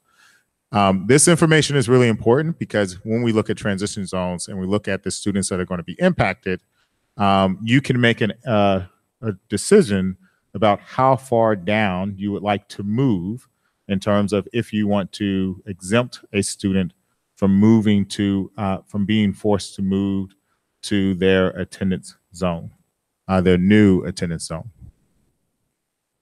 All right, so because Bub tends to be the hot spot of the conversation, we decided to look at Bub as an example in terms of its space. So here is the current site capacity. And there's a couple of things I want to explain here. The first one is that when we look at the capacity of a school, we use a number that is created by the Department of State architects, which is a 25-to-1 ratio. The important thing to remember, though, is that the state also incentivizes us to keep our enrollment in grades K through 3 at 24-to-1. And if we violate that, we actually would lose funding. So even though the state says 25 students will go into every single class as an average, another branch of the state says, well, for K through 3, you're going to keep that at 24-to-1. Our collective bargaining agreement allows us to move to a higher number for 4th and 5th grade. So this number, this capacity I'm going to talk about is based off of what the state says, but know that there is some wiggle room based off of the number of kids that are placed in a particular class. So with that said, there are 21 classrooms currently at Bub with 25 kids per class, which gives us a site capacity of 525. These 21 classrooms also include 2 flex rooms as well as the YMCA. If we remove those 2 flex rooms, that leaves us with 18 classrooms. Therefore, the adjusted capacity for Bub is 450 students. And you'll see this in a second, so just bear with me. Now, currently, Bub has 9 temporary portables on its classroom. So if we use our numbers again, what you will see is that the actual capacity as of today, due to construction at Bub, are 30 classrooms. 30 classrooms would equal a student capacity of 750 students. But again, remember that some of these classrooms are being used for other purposes. 4 are already designated for something. We have 1 as a library, and 3 of them are used for special education rooms. Now, those programs will have a new home in 2019. And in 2019, we are planning on removing 4 of the portables to reflect the new spaces, the new libraries that are coming online, as well as the special day classes. And all of those will be housed in the existing MER. You can see those at the top left-hand corner. So if you look at that, our current adjusted capacity for Bub with 5 portables is currently 575 students. Now, because the brown portables that are located throughout the district are the rented portables, and you can determine which ones are rented regardless of the campus that they're on, it's important to know what the annual costs of using those portables are. So today at Huff, I made a mistake and I said 980.60. It's actually 96.48. But the cost to have all 9 portables at Bub is currently $86,832 per year. To keep 5, that number drops down to $48,000. Now, it's important to note that because of, and I know I'm tossing a lot out here for a second, but just stay with me. Measure G is what is currently paying for this. So these portables do not come off of the general fund. They come out of our Measure G fund, which is a restricted account. We can only use Measure G to pay for construction costs. And so after the 2019-2020 school year, which is the year that the school on North Westman opens, we will have to start incurring that cost out of the district's general fund or out of our unrestricted account. So if we were to look at BUB without portables, again, you would see that there, even once, if we remove all the portables, there are, again, as I said earlier, there are 21 classrooms. Of those 21, 2 are being reserved as flex rooms, which are currently being used as essentially our response to instruction rooms. And then 1 is being used for the YMCA room. So our capacity drops back down to 450 students, which is closely aligned with where the board would like all of our schools to be in terms of a soft range. So if we look at the transition zone, what we notice is that there are students who are currently residing at BUB who will be leaving. And then there are students who would be moved from one school to another, so moving from Huff to BUB.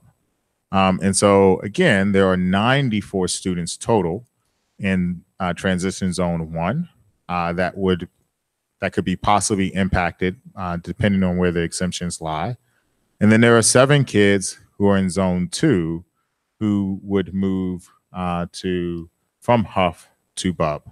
And essentially that is, that's helping the Grant Road traffic, which is because they live, if you see Grant Road was used as a divider line over there. But for this number, we're going to focus on zone 1 a little bit to see how this all plays out, because when we look at zone 2, if you were to exempt 5th graders, then you're talking about 4 students. So the number is actually pretty small versus if you only exempt 5th graders out of zone 1, you're still talking about 3 classrooms worth of kids. So there's a difference in how we need to look at these.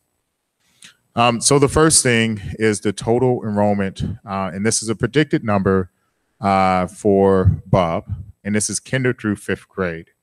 Now the enrollment is always subject, as you can see, to various whims. And so as you can see, in certain years we have population growths, and then in other years we don't. So last year we saw 114 students show up at BUB. However, this year we only see 103 students. But right now we look at our projection for kinder, and we see that there are 92 students that are projected. But if you were to use the average, you would come up with 102 students. So we're going to use the average because it is a larger number. And these numbers that are average or predicted would exclude the students who would attend Mistral or Stevenson. Okay, so if we use the largest number, that gives us 610 students who would be at BUB. And again, I want to remind everyone that is current capacity. If you remove all the portables, there's actually only 450 students. So we already have an issue that exists right there. And this does exclude students who are in our special education class or that are designated as SDC. So when you see information from Decision Insight, it says excludes SDC. That is exactly what he's doing. He's excluding students who are in our special day classes. Okay, so in order to accommodate every single student, right, using the highest numbers possible. By the way, the 103 students are the number of students who have actually enrolled as of when this presentation was created or when it was posted. That doesn't mean that all 103 will show up, but it's the 103 first graders who are next year's kindergartners that are there. So we're making, again, another assumption that 103 students are all going to come. So this is our maximum number that we're looking at, knowing that there could be some variance. So in order to accommodate all of these students, if you exempted every single student, we would need 7 portables to house every single one. Our current plan, though, is to remove 4 of those, which means that we would need to reach back out to the company that we are currently leasing these portables from, and we would need to let them know that these portables need to remain until further notice, and we would incur the costs. And I just want to remind us one more time that after the 2019-2020 school year, that cost does come out of the general fund. So the cost for portables for year is $67,536. So a lot of questions have came up about, well, what happens if we exempt different students or different grade levels? And so what this chart does is that it actually looks at each single student and it says, okay, so let's exempt them and let's see what happens. So what we know is that there are 22 students in 5th grade. There are 16 students in 4th grade. There are 27 students in 3rd, 29 in 2nd. In the 1st grade, which is next year's kinders, there are actually 20 students who are in the attendance zone 1. We actually tallied them up by doing an address look. So if we were to exempt all of them, we would need 7 portables. If you were to exempt only 5th graders, you actually would need 3 additional portables placed on campus, and that would cost you $28,000 or $29,000. If you want to exempt 5th and 4th grade, that cost goes up another $9,000, so you need 38. If you want to exempt 5th, 4th, and 3rd, you can see the impact on enrollment is 561. We need 5 portables, which cost $48,000. If you want to exempt 5, 4, 3, 2, 590, and you can see how this goes. So if we exempt every single student that is currently in transition zone 1, 610, and then the cost of it over 5 years, which would be when these students matriculate out, would cost the district $241,200 just for BUB alone. And the way that that was calculated is essentially every year you peel off a portable, which reduces the cost. So it's a pretty easy number to predict. So there's a couple things to consider. We know that parents are going to come up and talk about the impact on communities as well as families. So it's important to note that. The second thing is that we need to make sure that whatever exemption we create has what is called a sunset clause. What we do not want in any policies that we have is for this policy to be interpreted that every year it can be renegotiated, which it could technically, but that has to be done by the board, not because a parent found the policy and said, oh, I saw this on the website and this should be able to apply to me, when in fact, it should have sunset a long time ago. The reason why we came up with the idea that there needs to be a sunset clause is because we have a policy that on our current enrollment priorities that was created in around 2004. And actually, this is the last year that policy still is in play. And I don't think that was the intent in 2004, but it's obviously 14 years is a long time for someone to have priority over another group of students. So we just want to be very clear. The other thing is that the longer we keep portables on a campus, we will incur a reduction in yard space. But what's really important to remember is that this year, because we are currently under budget with our construction, and we have about $9 million left in the contingency fund, we have been looking at ways to spend that money down.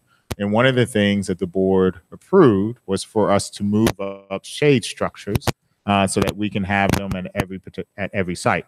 BUB is currently the only school that has shade structures.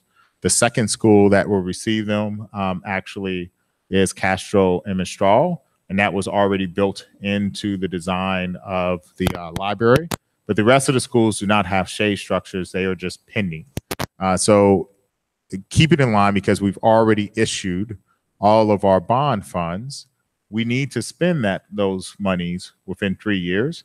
And so the 2019-2020 school year is the year that we would have to install shade structures. So the longer we keep portables, we would then put a shade structure up there, which would also impact the yard space for all of our students. There is a financial impact to the budget. And the clearer we get about exemptions, the better it is for us to predict what that true impact is. It also prolongs a reduction in force at impacted sites. So what happens when you open a school is that, and it impacts the enrollment at another school, is that teachers actually follow kids, which is why we look at combo classes. It's why, in the past, we employed a practice of moving students to sort of find the kid or find the teacher. But what we need to do is, at certain sites, we are going to see drastic drops in enrollment, which is going to impact where a teacher is placed.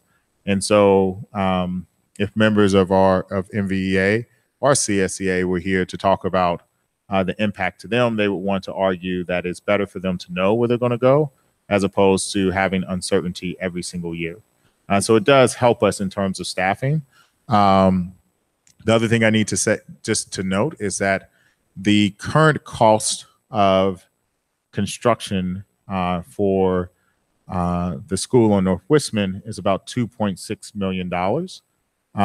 That does not include any staff. That is just the payment that we have.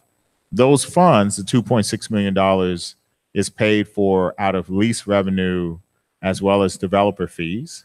We currently budget about $1 million out of development fees, and as Dr. Clark noted earlier, he put sort of what he believes the cost is going to be out of there. But it is a cost, and once we staff it fully, that cost shoots up to over $3 million, regardless of how many students are there. That is just support individuals.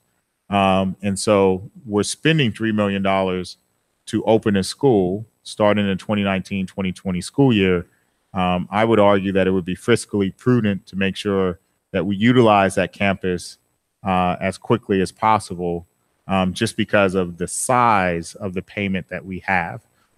So it is something to think about. If we were not planning on staffing or putting students in that school, that is $3 million that could go someplace else because that lease revenue comes back in to the district fund. So I want to stress the importance of making sure that we are being fiscally prudent. And it's also important to note because we have heard sort of similarities to when Huff reopened, that it reopened around 270 students and then eventually built to where it was. And so it is possible for us to open it under capacity. But the difference between when Huff opened and when the school on North Wistman is opening is that the district already owned the building, and that building was already sitting there. So it wasn't an extra cost that is incurred, whereas the North Wistman building is truly new construction because we're utilizing lease revenue to pay for it so that we wouldn't have to go back out and ask the taxpayer to pay for it ourselves. So we just need to be cognizant that, yes, we can open it under capacity. There's nothing wrong with that. Just know that it does strain the overall operating budget of the district. So with that said, based off of what we've heard at the last board meeting, we have come up with a couple of draft exemptions. And the goal here is that we will continue to work on draft exemptions based off of what we hear from the board. And we will continue to bring these back. And it will allow the board to really make decisions about which exemptions they would like to keep and which exemptions they would like to fall to the wayside. So let's look at what a couple of them look like. The first one is, and this is based on the assumption that every effective 2019-2020, all students will attend their neighborhood schools. So this is really all elementary students. So our exemption 1 are for all students who are A, out of their attendance boundary and enrolled in the 5th grade during the 2019-2020 school year. So we want to exempt, this is what I've heard from the board, we would like to exempt 5th graders. So they will be allowed to remain in their currently enrolled school, regardless of where they are. And this exemption would sunset at the end of the 2019-2020 school year. So for that 1 year, this exemption would exist, and then we would remove it so that it is no one can misinterpret that it's still around, and that I have a 4th grader who's now going to be a 5th grader, and I can use exemption 1, right? So that's the whole point of the sunset. There was a conversation about siblings. There's a question that staff has about siblings, which is why you don't see an exemption for them. So I will be coming back to that in a second. The second exemption that we have, based off of feedback, was exemption 2. And again, these are both drafts. All students who are out of their attendance boundary and enrolled in a school that has been identified as having lower than capacity of 25%, which is a pretty healthy number, which means that if you're lower than 25%, you can accept more kids. Those schools are Castro, Montaloma, and Therakoff. So we would identify those schools now. We'll say they're at lower than 25%, or they have a 25% capacity. The enrollment is at 75% or less. And so we will allow them to remain in their currently enrolled school until the end of 5th grade if they so choose. And that was based off of the feedback that the board gave at the last board meeting. So in order for that to take place, this exemption would sunset at the end of the 2023-2024 school year. It does not mean that you can't make this an enrollment priority. It just simply means that this exemption that applies to currently enrolled schools would end at this time. So the questions that we have is, if you allow exemption 1 for 5th graders and you choose to exempt younger siblings of those 5th graders, how long does that sibling stay enrolled at that school? The reason why we ask this is because if you exempt a 5th grader and they have a younger sibling, and remember when Tony was talking to us, it's almost a 1-to-1 ratio. So there were 7 kids who were in a particular zone. They all happen to have one sibling. And so it just came out that that's 14 students. The question is, how long does that student get to stay? Because you could run into a case where the kid that is being exempted is actually in the 4th grade, and the next year, or will enter the 4th grade, and the next year they will be in the 5th grade, and a parent may come back and say, well, you exempted 5th graders last year, can you exempt my kid this year? Right, so we just want to be clear, or staff would like to know, is that exemption a permanent exemption? Or is that exemption a 1-year exemption? Is that exemption a 2-year, right? So just a little bit more clarification of how you would like that to look. And then, of course, are there other exemptions that you would like us to consider and draft up that we can work on?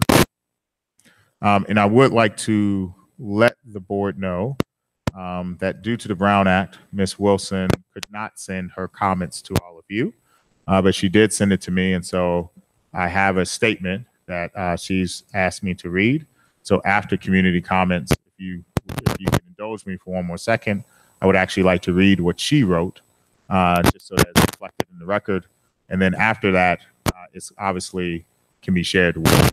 But because you're discussing this according to the Brown Act, it can't be shared with more than one trustee. And that is it. That's all I have. Thank you, Dr. Rudolph. Trustees, any clarifying questions before we open it up to community comments? Yeah, we've talked about in previous periods about possibility of, instead of just exempting fifth graders, exempting fourth and fifth graders. And along with that, so a phrase that helps me understand what I'm talking about is carpooling siblings. It's not siblings forever. It's carpooling siblings while that fifth grader is at school. So I would appreciate having those numbers run for us. And I know that that's a larger number than you were describing in draft exemption 1. And it's a smaller number than, just allow everybody in. But we have talked about it, or a couple of us have raised this question in public and in conversation with you. So I appreciate those numbers. Right. So we have those numbers. As you can see right here, I can tally them up, and I can tell you the number of students that actually. That's why we broke it down this way. Look at by grade, and so we can look this up. Again, we looked at Bub as an example, and so if you exempt fourth graders at Bub, you're going to exempt 16 for a total of 38 students that would stay at Bub. So we can't tally this up. So if you give me a second, if there are more comments, I can come back to you with the actual number. So when you said the actual number, you talked about siblings for exempt 5-4. So this isn't siblings. I know. Right. So what we ran were siblings because what we heard was, and what Tony was told is, okay, so there are fifth graders, and then we want to look at the siblings. So we do have that data. Right. But we did not look at grade third and first. And if you remember, both the video that is posted online as well as the explanation is that the way that he actually has to do it is he has to labor intensive. He has to essentially pull every single kid, and then what he would do is he would hand tally each one and then put that into Excel spreadsheet. That would be the same way the staff would do it. So if before we go down that road, we need to know that that's actually where the board would like us to go. That's why I'm bringing it up. I want to put people through that work if a majority of the board isn't interested in that possibility. And I think that's my only question. I have comments for later. So fourth grade and siblings? And siblings, while those fourth and fifth graders are at school, siblings forever. Okay. I don't understand the distinction between a fifth grader and a fourth grader versus a fifth grader and a kindergartner. Because the fifth grader graduates and then the other one's left. What's it mean? What do you mean by while they're both at school? So I've heard from some parents who say that, they would want, I'll just use fifth graders as an example. They want the fifth grader to be able to stay at their current school and graduate at that current school, but they're troubled by the idea that the younger sibling of that fifth grader would be assigned to a different question I asked at the last meeting. If we allow any siblings, in subsequent years, there's always a transition point. So people either they need to understand that at some point we're going to be going to a different school unless we sit down and open it up and everybody can just go to whatever school they want. In my mind, something that makes some sense to me. I can wrap my head around it. Fourth and fifth graders stay at their school, and they've got siblings who are being carpooled to the same school that they're going to, so that those siblings of those fourth and fifth graders would get to go to that school while those fourth and fifth graders were there. When that fourth grader graduates, in my mind, there's no more carpooling that's associated with the 4th and 5th grader. So those younger children who got the benefit of carpooling with their older siblings would then go to the new school. So is that something that would be desirable, or is that something that would be, considered to be disruptive? So I think every family would make that decision on their own. But, I'll say that I don't think everybody should be able to go to the schools forever until all the siblings, make their way through.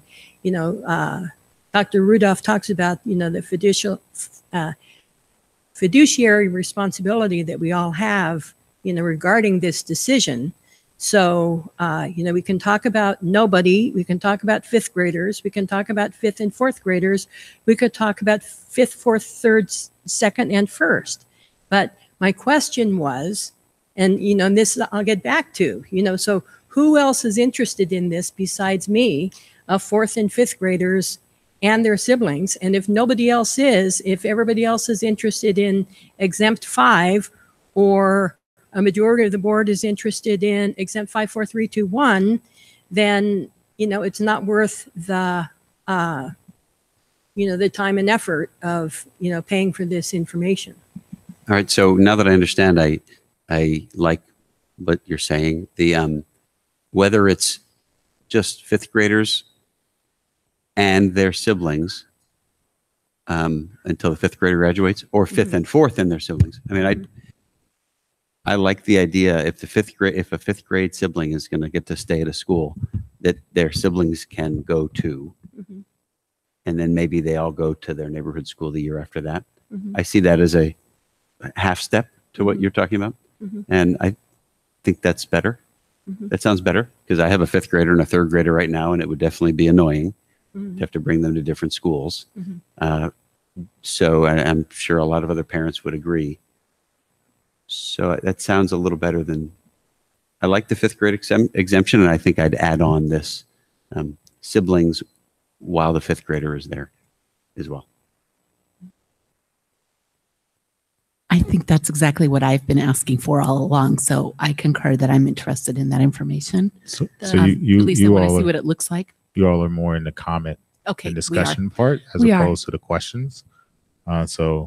Yes, let's open it up to comments from the community. And I have 3 cards here. I've got Matt Grunwald, Rich Tanner, and David Levin. So you each have 3 minutes. And if you guys could kind of queue up, it would be great. Thank you. Good evening. Oh, can you hear me? Okay. Yes, thank you. All right. So after the last meeting, I recommended via email to the trustees that you ask Decision Insight to provide fully baked enrollment scenarios in the future to clearly illustrate the impact of proposed policies on all schools across the district. I also provided an example of a chart that shows how students flowed between school sites in 2016, which is the latest data that's available to the public. I think it would be very helpful if the parents of the district could see visually the district's understanding of future enrollment. Matt, I'm sorry. Can you speak louder? Oh, sorry. Sure. I just wanted to reiterate that ask to please that the data you have been provided so far is insufficient to make an informed enrollment policy decision. Either ask the superintendent to release more granular data to the public, or ask Decision Insight to generate a similar visualization. I think one reason why this matters is because last meeting, you were shown a potential enrollment number for North Westman of 588 students. And that kicked off a lively discussion about what we're going to do when North Westman is too full and what we're going to do about that capacity. That number is very, very unlikely to happen. As of 2016, there were 105 of North Westman residents who attended choice schools. So if you had opened it this year, there'd be 361 students at Slater North Westman. I think having a chart, and it cannot be brought up because of technical difficulties, but having that full picture of if we make this decision to grandfather or make any other policy decision, what does that look like across the district? That would be very helpful, I believe. As opposed to, I think the numbers today for BUB 610, there's a lot baked into that needs to be separated out. One of those would be there are 100 or so intra-district transfers at BUB right now. So you can make policy decisions where, certain people who are at Montaloma, which is again a school that's going to need more enrollments, and they're slated for Huff, they can stay, right? And you saw some of that with what the superintendent proposed at the end. So I think you can have some if we have all the information, you can make some well-formed policy that will pinpoint. You can open Slater where you want to open it, and you can have the exact number of portables at BUB or Huff that you're willing to pay for. I think everybody can be generally happy. But I think there's a gap, there's a knowledge gap right now. So that's my recommendation. Thank you. Thank you, Matt. I just want to point out all the data is available on our website. So if you want to look at more granular data, it exists right there. Thank you. Okay. My name is Rich Tanner. You all know me pretty well by now. I've lived in Mountain View with my wife for the last 30 years, and I have a daughter at Stevenson in 4th grade. So she won't be affected by whatever decisions are made regarding grandfathering or enrollment rules or any of that. I think you're all aware that when I was in school, actually from age 3, my parents moved every single year in the summertime to a new school. I was always the new kid. There was not a single person at the school who knew my family or that we knew at all. So yeah, being the new kid can be a major pain. And I know that is a big area impact. I know it's a very serious concern of parents. So I'd like to suggest something. PACT has been, one of the goals of PACT has been to come up with ideas, have the flexibility to flesh them out, make them work, and develop them up to a point where they're very useful ideas. And hopefully then to seed the ideas and offer them to other schools to use. And as it happens, one of the programs that was given to me by a lovely lady named Aiko, which possibly some of you know, is what we call the Buddy Family Program.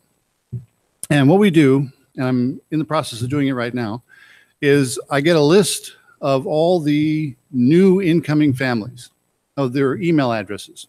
Anyway, I send them out an invitation to request a experienced Stevenson family to be their buddy.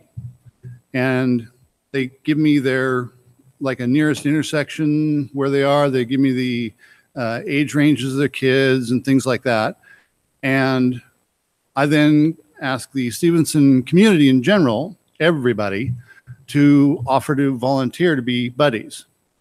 And when I get special requests like native languages, Russian in my family, have you got any Russian speakers? Or some requests I got today were, oh yeah, we're a single parent family. Do you have any other single parent families? Or I got, my heavily overscheduled family. You got any other families like that, very demanding jobs, and how could you put me together with them? And, the whole point is for the experienced Stevenson families to bring on board the new families so they don't arrive as total strangers, where their children have already had the entire summer to arrange play dates, to be introduced to people, to take tours of the schools, to sometimes get to know teachers and the other people that are important at Stevenson, to know who to ask for everything. And what I have seen from the very beginning was that people come their first day of school and they don't look like strangers, because they're not strangers. They've already been pulled into our community and become part of it. I think if we look at implementing that for all the schools, especially for how many kids we're going to move, I think this would be very valuable. Thank you, Rich. David? Can you hear me okay? Good evening. My name is David Levin. I'm the current parent of a student at Landals. I live in the Willowgate neighborhood. In today's presentation, it's transition zone 5. The board has changed our neighborhood school from Landals to Therakoff. I use the word neighborhood in quotes because Therakoff is not our neighborhood school. It's our third closest school. I've made my comments on that clear to the board, but if that's going to be the result, I ask that the board treat my neighborhood fairly, and that means grandfathering or exempting us. We're a total of 28 students. This exhaustive summary of BUB and its travails was really uncompelling and inapplicable to us. Speaking personally, my son will be a third grader in the applicable year, meaning he spent half of his elementary school experience at Landals. It's been a great experience, and I don't want to disrupt him. While the harm in disrupting him is clear, it's unclear to me what the benefit really is. The only benefit that's been really articulated concretely is a few $100,000 of portables. There was even a comment in the newspaper from a former trustee that contrasted the amount to be spent on portables with the amount raised by the local education foundation. As a regular contributor to the education foundation, that comment sounded crass. Are affected parents supposed to adopt a portable? Because if that's what it'll take, that's what I'll do. Because my son deserves to finish out his remaining 3 years at Landals. It's been a great experience, and I ask that you, the board, treat our neighborhood fairly in this grandfathering exemption process, because by all objective measure, we were not treated fairly as these boundaries were withdrawn. Thank you for your consideration. Thank you, David. Okay, trustees. So if I could, of course. I would like to read Trustee Wilson's statement. Thank you. In keeping with the prior recommendations of the EPTF and in respect to all of their hard work, consensus building, and the work of the previous SAATF and BATF, I respectfully hold my position and support their option of grandfathering for fifth graders only in the 2019-2020 school year, with the caveat of allowing fifth graders siblings the opportunity to stay at the school during the shoulder year to facilitate parent drop-off. I'm not interested in setting neighborhood by neighborhood exemptions or allowing a single neighborhood to throw the hard work of the task force into disarray for their own interests. All of our schools are excellent, and if we handle the transition right, with moved children thoughtfully placed in classrooms together, with strong parent engagement and communication, and school community events planned for incoming kids, we can successfully address all the issues the task force was assigned to handle: overcrowding at Huff, Bub, and Landals, and opening a new school. To disregard the task force options because the decision may not be liked by everyone, or because of favoritism or political gain, is short-sighted. We need to set overarching policy which is fair and equitable for everyone affected. We are not in the business of gerrymandering to achieve the ends of the loudest group in the room. This is not good governance. Our jobs are to educate children, and all of our educators are equally capable of doing just that. For those arguing about the emotional well-being of children, how can we justify the well-being of one neighborhood's kids over others? What kind of message does it send to the community? If we disregard task force recommendations, yet again, what does that say to the task force members who have spent countless hours away from their own families to help us solve this problem? I am the only trustee of a child affected by this decision, and my child will have to move given what I have proposed. He attends Huff and will have to go to a new, unknown, and unrated school. This is something he was initially very, very reluctant about, but now he's very excited about. I've made it a goal to highlight all the positives to the best of my ability and to show him how he will be able to navigate his way to school with kids he knows from his neighborhood, like all the other neighborhood kids in Mountain View will be able to do. I've seen countless task force recommendations ignored over the last 4 years. We had 2 solid proposals presented to the board on April 5th, provided by a consensus of representatives from each new school boundary. I stand by the EPTF's recommendation of grandfathering fifth graders, adding to it that their siblings also be grandfathered for that single shoulder year. I do not support any piecemeal plan to give preferential treatment to one area over the other. To do so will set a precedence, making all future boundary changes next to impossible. It will undermine all the hard work of these community volunteers and will likely prevent folks from continuing to volunteer to help our district and our kids. If done thoughtfully, in ways already discussed, I believe the transition can be a smooth and positive one for all of our kids. Thank you. Thank you. Who else would like to share their comments or views?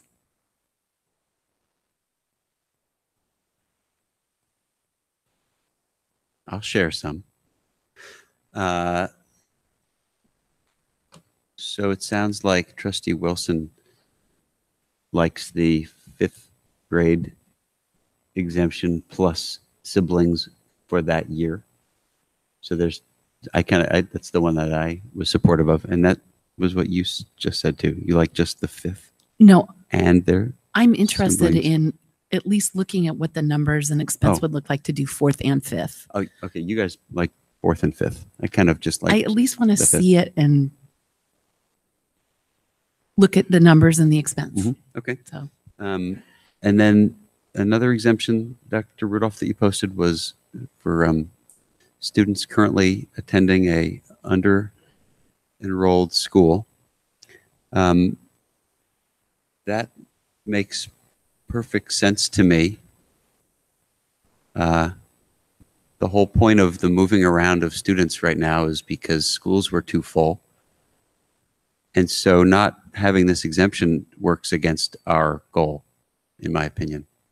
This is moving students out of schools without many students, by definition, to, I think, almost most of the time, to schools where there's more students. So it seems like a bad idea. So this, unlike the way Trustee Wilson characterized it in her comments, this is not, I don't know, benefiting one neighborhood over another or something. This is families that ended up at a school outside of their neighborhood for whatever reason and like it there and it's not crowded. I can't think of any reason to make them move. So I certainly support that exemption. And I'd go one step further and I'd say that ever since the third speaker came up and spoke to the board maybe a year ago, I've thought that if another neighborhood was going to get a chance to stay in the school that they're in now, it would be that Shark Fin neighborhood that is much closer to Landals than Therkoff and can get there on the trail. So I would support that as a third exemption and let the people that are there have it sunset. The people that are in that neighborhood and are enrolled in Landals to continue their time there until whatever year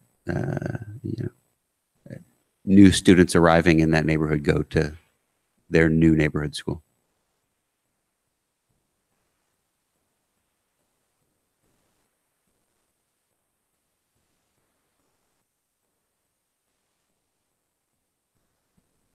Ellen or Jose, do you have further comments or questions? I'd like to hear from Jose before I speak again. I'm still thinking about this, so I don't really have much to say. Oh, wow. I guess, Ellen, you're going to have to talk next then. So I will talk some more. So Laura and I have both said that we're interested in looking at the numbers for 4th and 5th graders and their siblings while the 4th and 5th graders are at school. So not forever, but until that 4th grader graduates, that the siblings would be able to stay. I'm interested in hearing those numbers, hearing the financial ramifications of that. I'm not saying tonight that, I'm going to plant a flag and say, I'm going to vote 4-1, for that. But I would like to see those numbers. I will say I am definitely interested in 5th graders and their siblings for the 1 year. So it sounds like Greg, Tamara, and I are in favor of at least that proposal. Okay, Laura's raising her hand. I'm leaning towards that. And Greg, Jose. So maybe that's, we're 5-0 at that right now. I am also in favor of what we say, option 2 with the, that Greg was articulating, you described. If a school is already undersubscribed, I don't see any reason to force kids away from it. So I agree with that.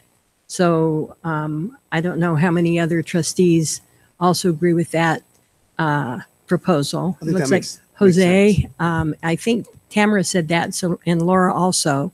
So we're there on that. I am sympathetic to the Willowgate problem. And I'm trying to articulate a policy that would help that neighborhood that's unique to it. So, and I don't know if maybe, it's a unique exception. I don't know. I'm intrigued by that idea. I don't know. So, how much, is it another portable to allow those kids? Is it, $30,000 to allow those kids? Is it a couple more kids in the classroom? One idea that I've heard out there is an idea of some sort of buffer zones where if some students are close to a school, that they would have first rights to it if there's any open space. So I could see, that sort of buffer zone idea. So if every single classroom at Landals is not full, to allow, students from, a buffer zone like Willowgate, whether there's enough room at Landals for those kids, I don't know. Maybe if we do grandfathering for, those Bub families who are going to transfer to Landals, maybe that opens up a little bit of space at Landals for the Willowgate neighborhood kids. I don't know. So 22 is not a small number, but it's not a huge number. Interested in finding out what we can do about that. I will say I am not in favor of going below 4th grade.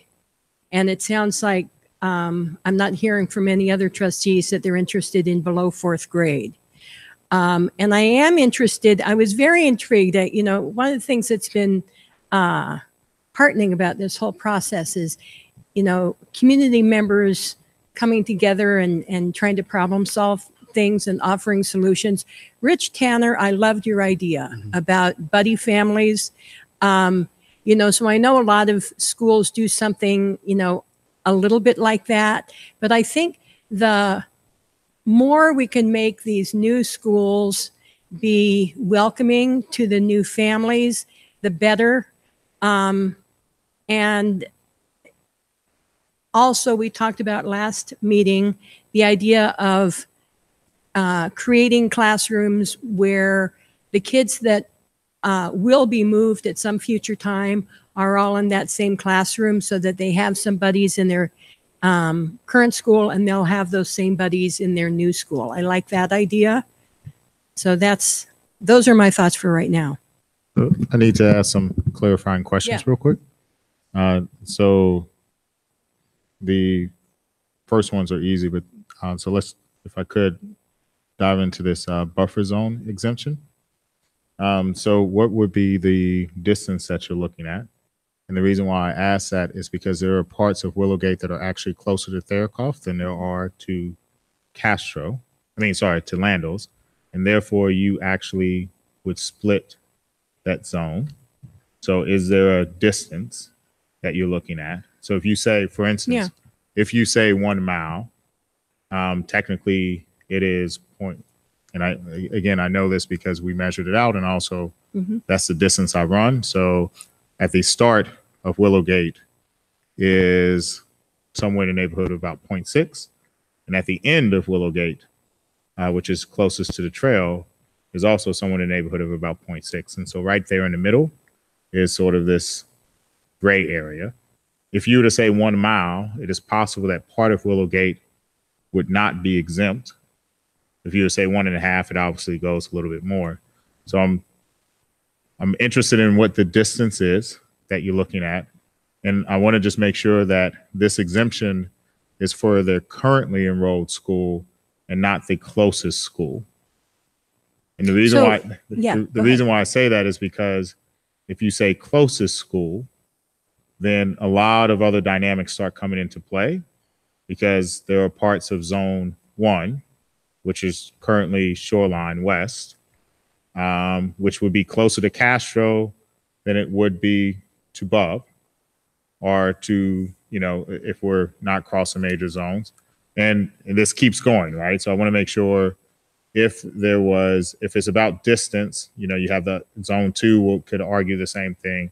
So I just want to make sure I'm clear that the distance is for the school that they already are enrolled in, not the closest school to them. I'm assuming that's what you're talking so about. my thought is, and that's why I was saying I'm struggling with this idea, Okay. because I'm sympathetic to that neighborhood. I'm sympathetic to this speaker, and I'm struggling with trying to come up with a well-reasoned, So let me, defensible solution for this.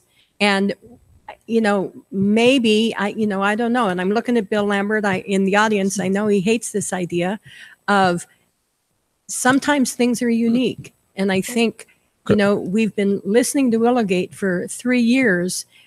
To an extent, I think that's a unique neighborhood that got kind of short shrift in all of these discussions over 3 years. So, I wouldn't want to give favorability to, some other neighborhood or children when, we're really talking about 22 Willowgate kids. But I don't know if we can give favoritism to 22 Willowgate kids and not to anybody else. So I struggle with it. Can I jump in, Dr. Rudolph? Yeah. I don't think about it as distance. I think about it as the fact that they currently can walk to school on the Stevens Creek Trail and not cross any roads besides neighborhood streets. But they'd have to cross both Moffett, which at school time is a traffic jam trying to get across the train tracks, and then Shoreline, which is like a speedway on the way to North Bayshore.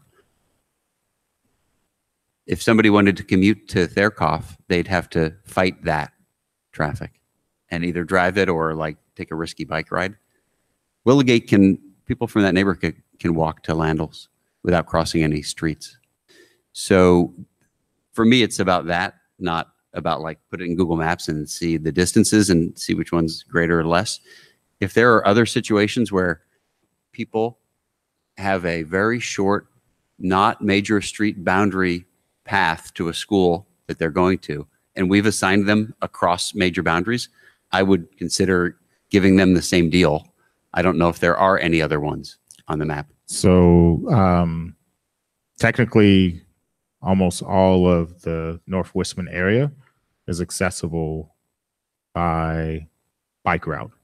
And so none of those students, they could all right over on Easy Street, jump onto the trail, and they could ride to Landals if they were zoned, and even to Huff without ever crossing Gotcha. the street. But the school that's also on the same side of major streets is the one that they're going to be assigned to. Right. So that's the distinction is there's a very close school that they're going to be assigned to that doesn't cross major streets. And there's further ones that they could also get to. In this case, the one they're assigned to is across Moffett and Shoreline. Right. So that's why I'm trying to clarify. Yeah. So that when we write up these exemptions, that it's not so. Yeah, you want to have the legal language real tight without a lot of loopholes. Correct. Yeah. Okay. Correct. So because someone could argue, well, I could take Stevens Creek all the way to Huff. That's true, but it's beside the point because they're assigned to a school that's like a quarter mile away from their house. So is the buffer zone that you're talking about exclusive to Zone 5?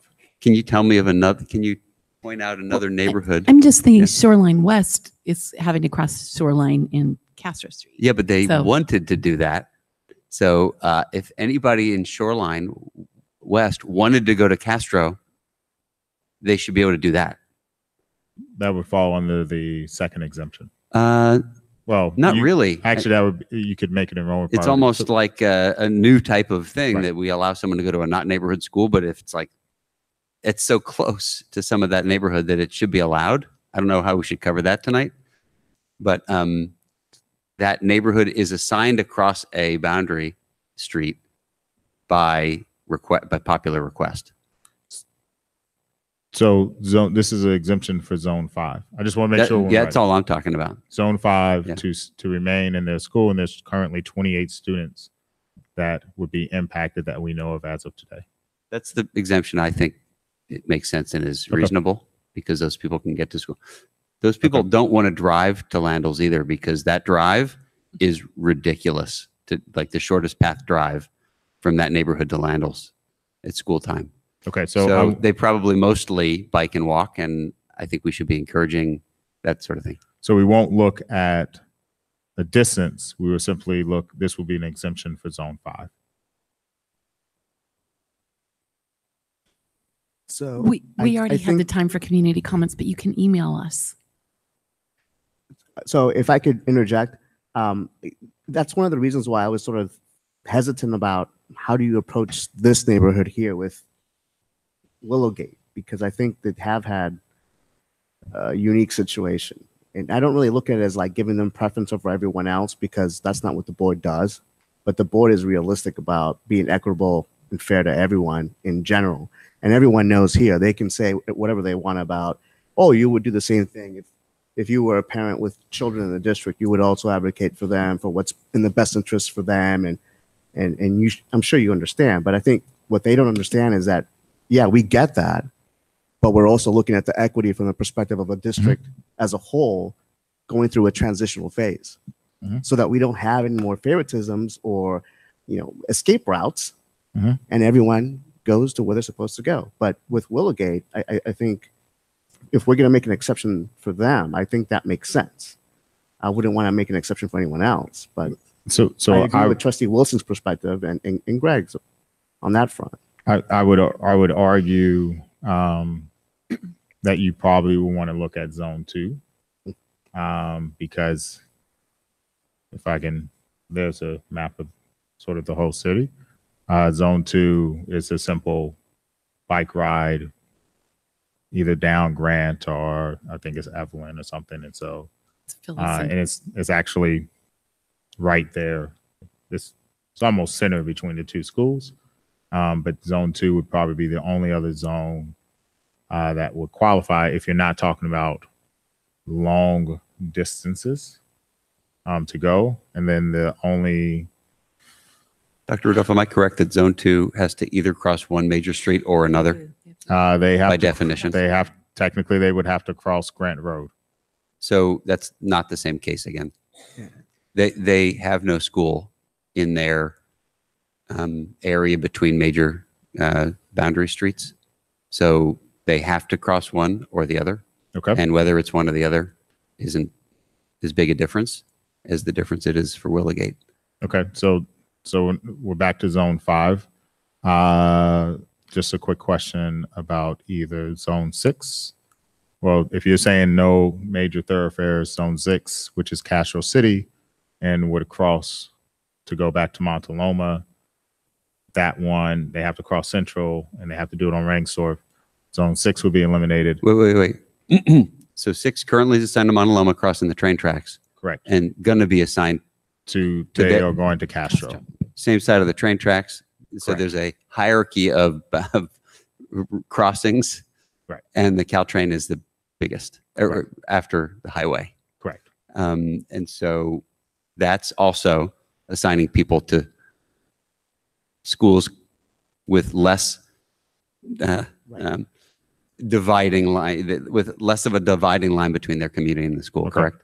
Yes. Correct. And then the last question I would have would be zone 7, who is currently assigned to Montaloma and would be traveling to Therakov. Same logic because they have to cross Middlefield one way or the other. Okay. And they either have to only cross Middlefield or Middlefield and Rangsdorf. Okay. So I think the logic holds for Yep. all the Okay. zones. So what we will do is after going through those different ones, then we will come back with a draft example exemption for zone 5.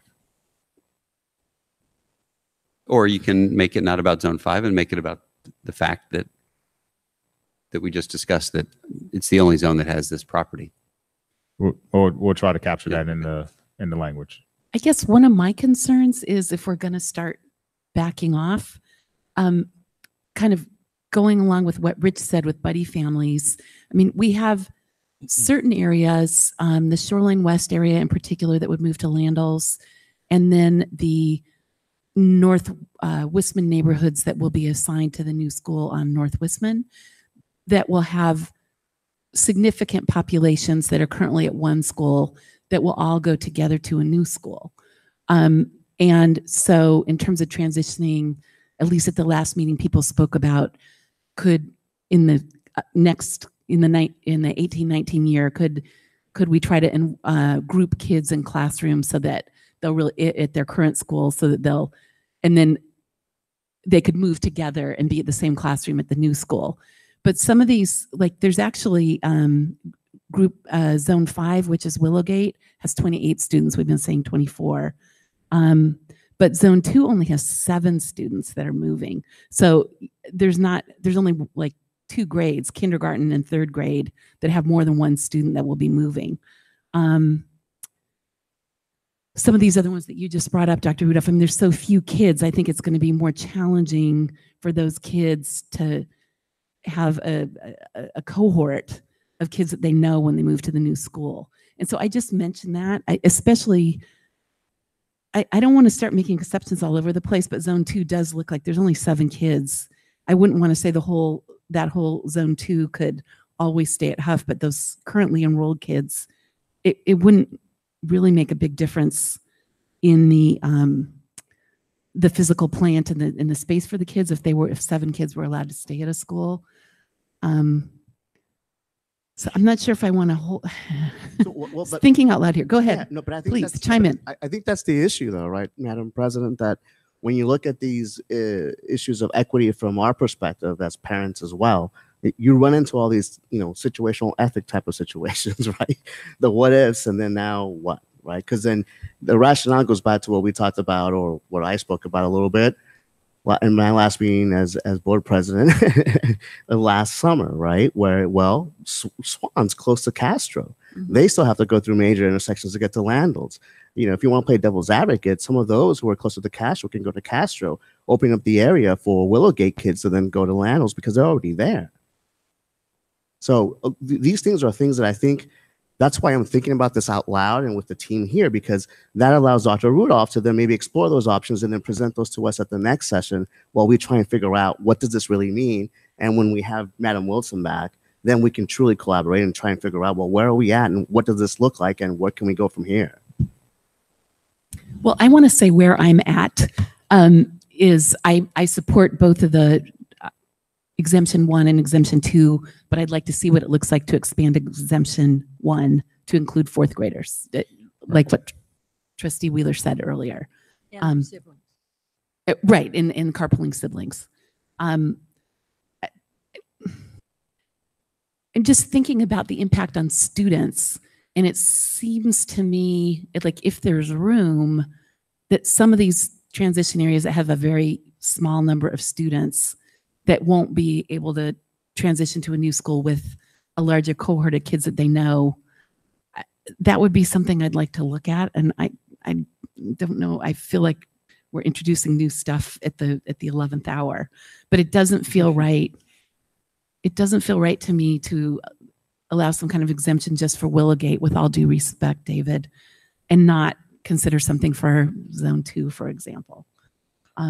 So what would be the number that you would be comfortable with? So for instance, zone 2 has 7, Mm-hmm. zone 5 has 28, zone 6 has 18, and zone 7 has 24, and zone 8 has 45. So are you looking for any zone under 50? Any zone under 20, 25? Would you Can- like to see the impact of all of those? Can I And- add and- something here, which is some of these zones are put in place to increase the size of a school. So if you try to make a blanket exemption for, some of these zones, we're going to go back to the schools are going to be too, very small. So I wouldn't want to give a number, but I'm like Trustee Blakely. I'm, like I say, I'm interested in some sort of principled rationale for Willowgate, and the numbers for the Bub Triangle are so small. I don't think it's worth putting those families through it. So I am comfortable having some sort of policies that are not totally number dependent. And I agree with you, Dr. Rudolph, that we need to be very clear that, these are only for short periods of time. Right. You're not voting on these, so we're just going to bring them back. But Right. Yeah. I think if you're planning on exempting 28 kids, and then you turn around and you say 7, I could hear the argument that, well, 18 isn't that large of a number, and so they should be exempt because they're not here right now. And then you could hear the argument that 24 isn't as large of a number, and so they should be exempt. So what I just said there is those 18 and 24, as far as I can tell, those are neighborhoods and numbers that are being used to increase the size of their incoming schools. Whereas the 7 for the Bub Triangle, it's nearly irrelevant numbers wise, whether they go to Huff or Bub. And the Willowgate, like I say, I struggle with this one. And that's why I say it's not just numbers for me. It's, so Greg was laying out some, I think some, A rationale. rationales Hey. that, we could maybe work with, but, I don't want at the last minute to be throwing out all these maps. But I don't think we will, though. I mean, I think the whole point is that we're just trying to explore what this could hypothetically look like. And it's not that we're dropping this at the 11th hour. We're the board. This issue comes to the board. We hear recommendations from our committees and our volunteers, but we are the board, and we're supposed to explore these issues because that's our responsibility. The community entrusted us to do that. So this isn't throwing anything in there just to throw a wrench in anyone's plans. This is just our genuine attempt to try and figure this out so that when Madam Wilson comes, we can actually have an even better, conversation about what this looks like. And then we'll have more time to be able to see what the numbers look like as a whole based on the interests of Madam Blakely, Madam Wheeler, Greg, myself, and Tamara. So I'm not worried about that. I'm just wanting to get the numbers to see what it looks like. Okay, so what I have is 5th grade plus siblings for 1 year. So that's one exemption. 4th grade plus siblings for, I'm assuming that's 2 years. Well, the 4th graders move up to 5th grade. Yes. So that would be 2 years. Then there's the undersubscribed exemption, which is already drafted. There is zone 5's exemption, which is number 4. And then now we are adding zone 2, which is number 5.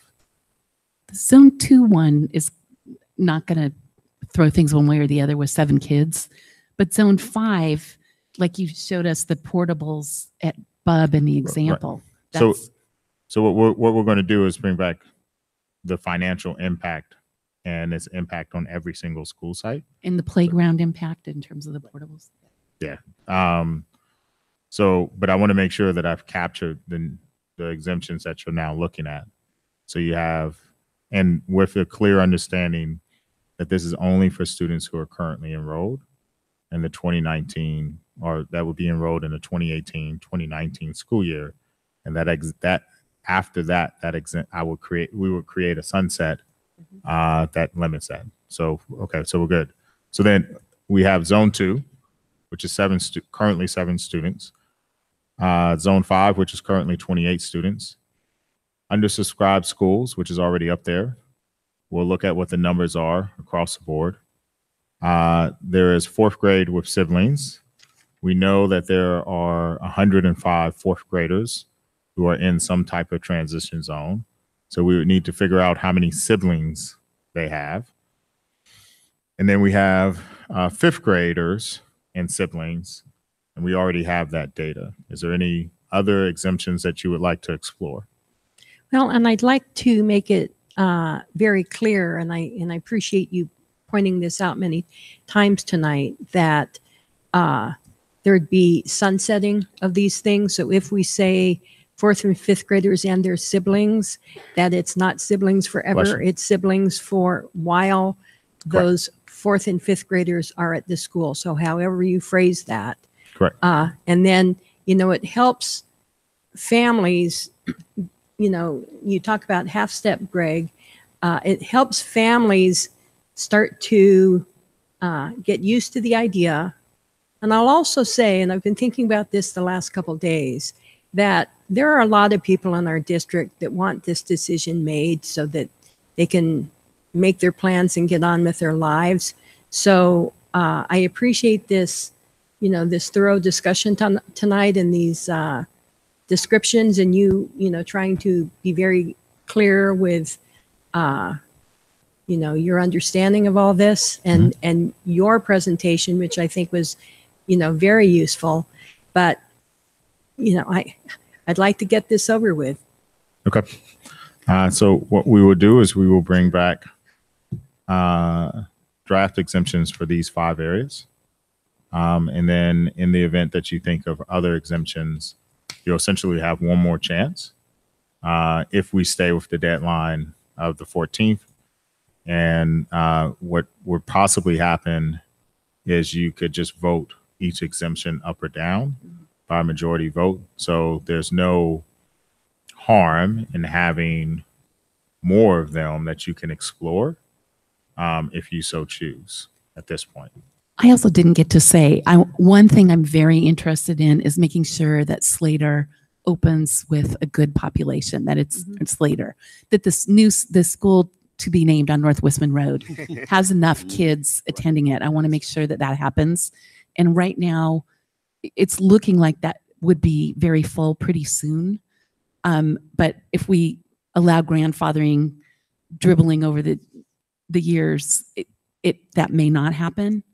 And also the point that I believe you brought up in your slide about some definition for the teachers and the staff, and not knowing, am I going to get transitioned next year? Am I going to get transferred next year? Am I still here? I mean, I'd like to, that's why I don't want to go any deeper than 4th grade, because I want to get this over with for everybody. And I want to make sure that Slater is a healthy, or the school on Westman Road is a healthy, viable school. And just on that vein, there was some concern that it might end up being over-enrolled, and there's really not much room to drop portables on that smaller campus. And so I want to make sure, I mean, is there any way to? Yes, so if Dr. Clark and I both already talked about this, if the board would like us to continue to pursue what options we have, I would suggest that our schools that are going to currently be at full capacity when they in 2019, 2020, that we'd explore using some of what's left of the contingency funds to add some more space so that there's flexibility in case you have a population spike. So those schools would be Huff, Bub, Landals, and the school on North Westman, because all of those will be at capacity in the 2019-2020 school year. And so what we can do is reach back out to our architects. I do not know if we will be able to have that by the 31st, but we could look at what are our options to either add another second story building to the school in North Westman, which would, I believe, Dr. Clark and I, we thought was that 3 classrooms, 3 more? Yeah. Right. We would have to look at where we could place some more portables that are permanent on the other side, so we can reach out. There's going to be a cost that's incurred with it. I just don't know how quickly we can get that turned around. But if the board direction is to do that, then we'll be glad to do it. That sounds more like the basis for like our next round of trying to figure out boundaries. Versus this round. Right. I agree. So- Are we worried about a school that doesn't exist yet being too full? I think That's seems like North Westman will getting open ahead up of at- ourselves. North Westman will be at capacity at the in That the is second year. projected. It's not a real thing. We're not even close to it being an actual problem. So I'd punt on this completely until we see if it is a real problem versus trying to figure it out ahead of time. I think if we have money left in the Measure G bond and we have to spend it quickly, and especially if it's something like building infrastructure, adding a second story, which is different than purchasing a portable and making it be semi-permanent.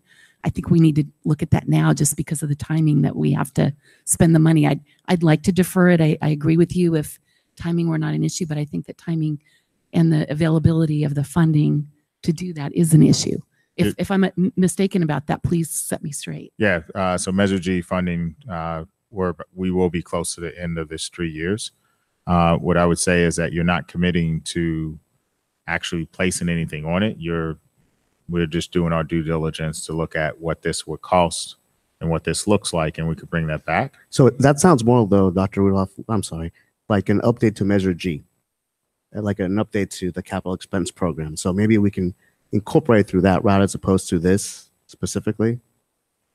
Yeah, it's Because- kind of a different topic. Yeah. Not to mention, it's building that school to a new non-district standard classroom size for some weird reason, a problem that that isn't in reality yet. It's just kind of I'm not supportive of this. This is true, but if you keep exempting zones, we're going to be over capacity, and so you had to go there. No, you I'm didn't. just running. so- I'm just telling you how the numbers are going to play out. If you, so I They're just think all- it's prudent. Nobody knows what is really going to happen in future years. Like you said, 1 year this many students show up for Bub kindergarten, the next it's some other. Right. And these are like out of an Excel model. We're going to know what really happens when it really happens. And at that point, we're going to need to see if the boundaries need to move again or if we need to open up another school somewhere. Right. And last night, or was it the night before, the EPC supports 5,000 new units in that neighborhood. So adding a second story is not going to hold back, whatever the rain. It's going to there's going to be 1,000 more students there. And so we could just deal with that when that is real versus now. So Board President Blakely, it sounds like we've come to the end of the work for this agenda item, and I would request that we agree to conclude this agenda Second. item and move on. Okay, done. Thank you, everybody. Good job. So now we are at board updates, and I assume people emailed Ms. Lilliga and/or will shortly. Did anybody have anything that they felt very strongly about presenting live this evening? Okay. So then we move on to items for future agendas. Staff actually has a request, to have teachers present the day before the last day of school. May be an undue burden. Yeah. And so it's not that we do, and after talking with Principal Chang, he is not as familiar. He attended the session, but he's not as familiar. I would humbly request that we delay this presentation until a later date, or that we can get enough information to create a staff report and send that out, as opposed to trying to get teachers who just finished testing to turn back around and try to create a presentation by next Thursday. to bring to the board. So I agree with that. And this is in general, I can make a general statement, which if something isn't time sensitive, I think we should schedule it when we have time to do it and when it's convenient. So, Greg and I have talked about our interest in this item, but I don't see any need to have it. To take extreme measures to have it be on the next meeting? No, that's fine. Okay, so we can either bring it back. Would you like a report or? I'd prefer the teachers came Okay, so to a report, yeah. Okay, so we will work on getting them ready Sure, for August. The next school year at the Sure, start. that's fine. Does that work? Sure. They're Thank both you. coming back, right? I don't know the answer to that one, but Okay. I'll find out. Great. In terms of items for future agendas, I think maybe I just came up with one to look at the Measure G funding and see whether discuss whether it makes any sense to do construction while we still have the funds, or evaluate doing construction while we still have the funds. I agree. And I think they're already planning on doing that. So I don't know if we need board Okay. direction for that, but I agree Okay. with that. Lovely. The heck is 50, that? Whose 50 laptop is Shades that? Freed? Oh, boy. Apple TV. I think we should conclude the Deadpool meeting or Deadpool here. 2? Okay. Any other items, trustees? No. At 9:46, the meeting is adjourned. Thank you, everybody. And thank you all of those of you who came to listen and also speak.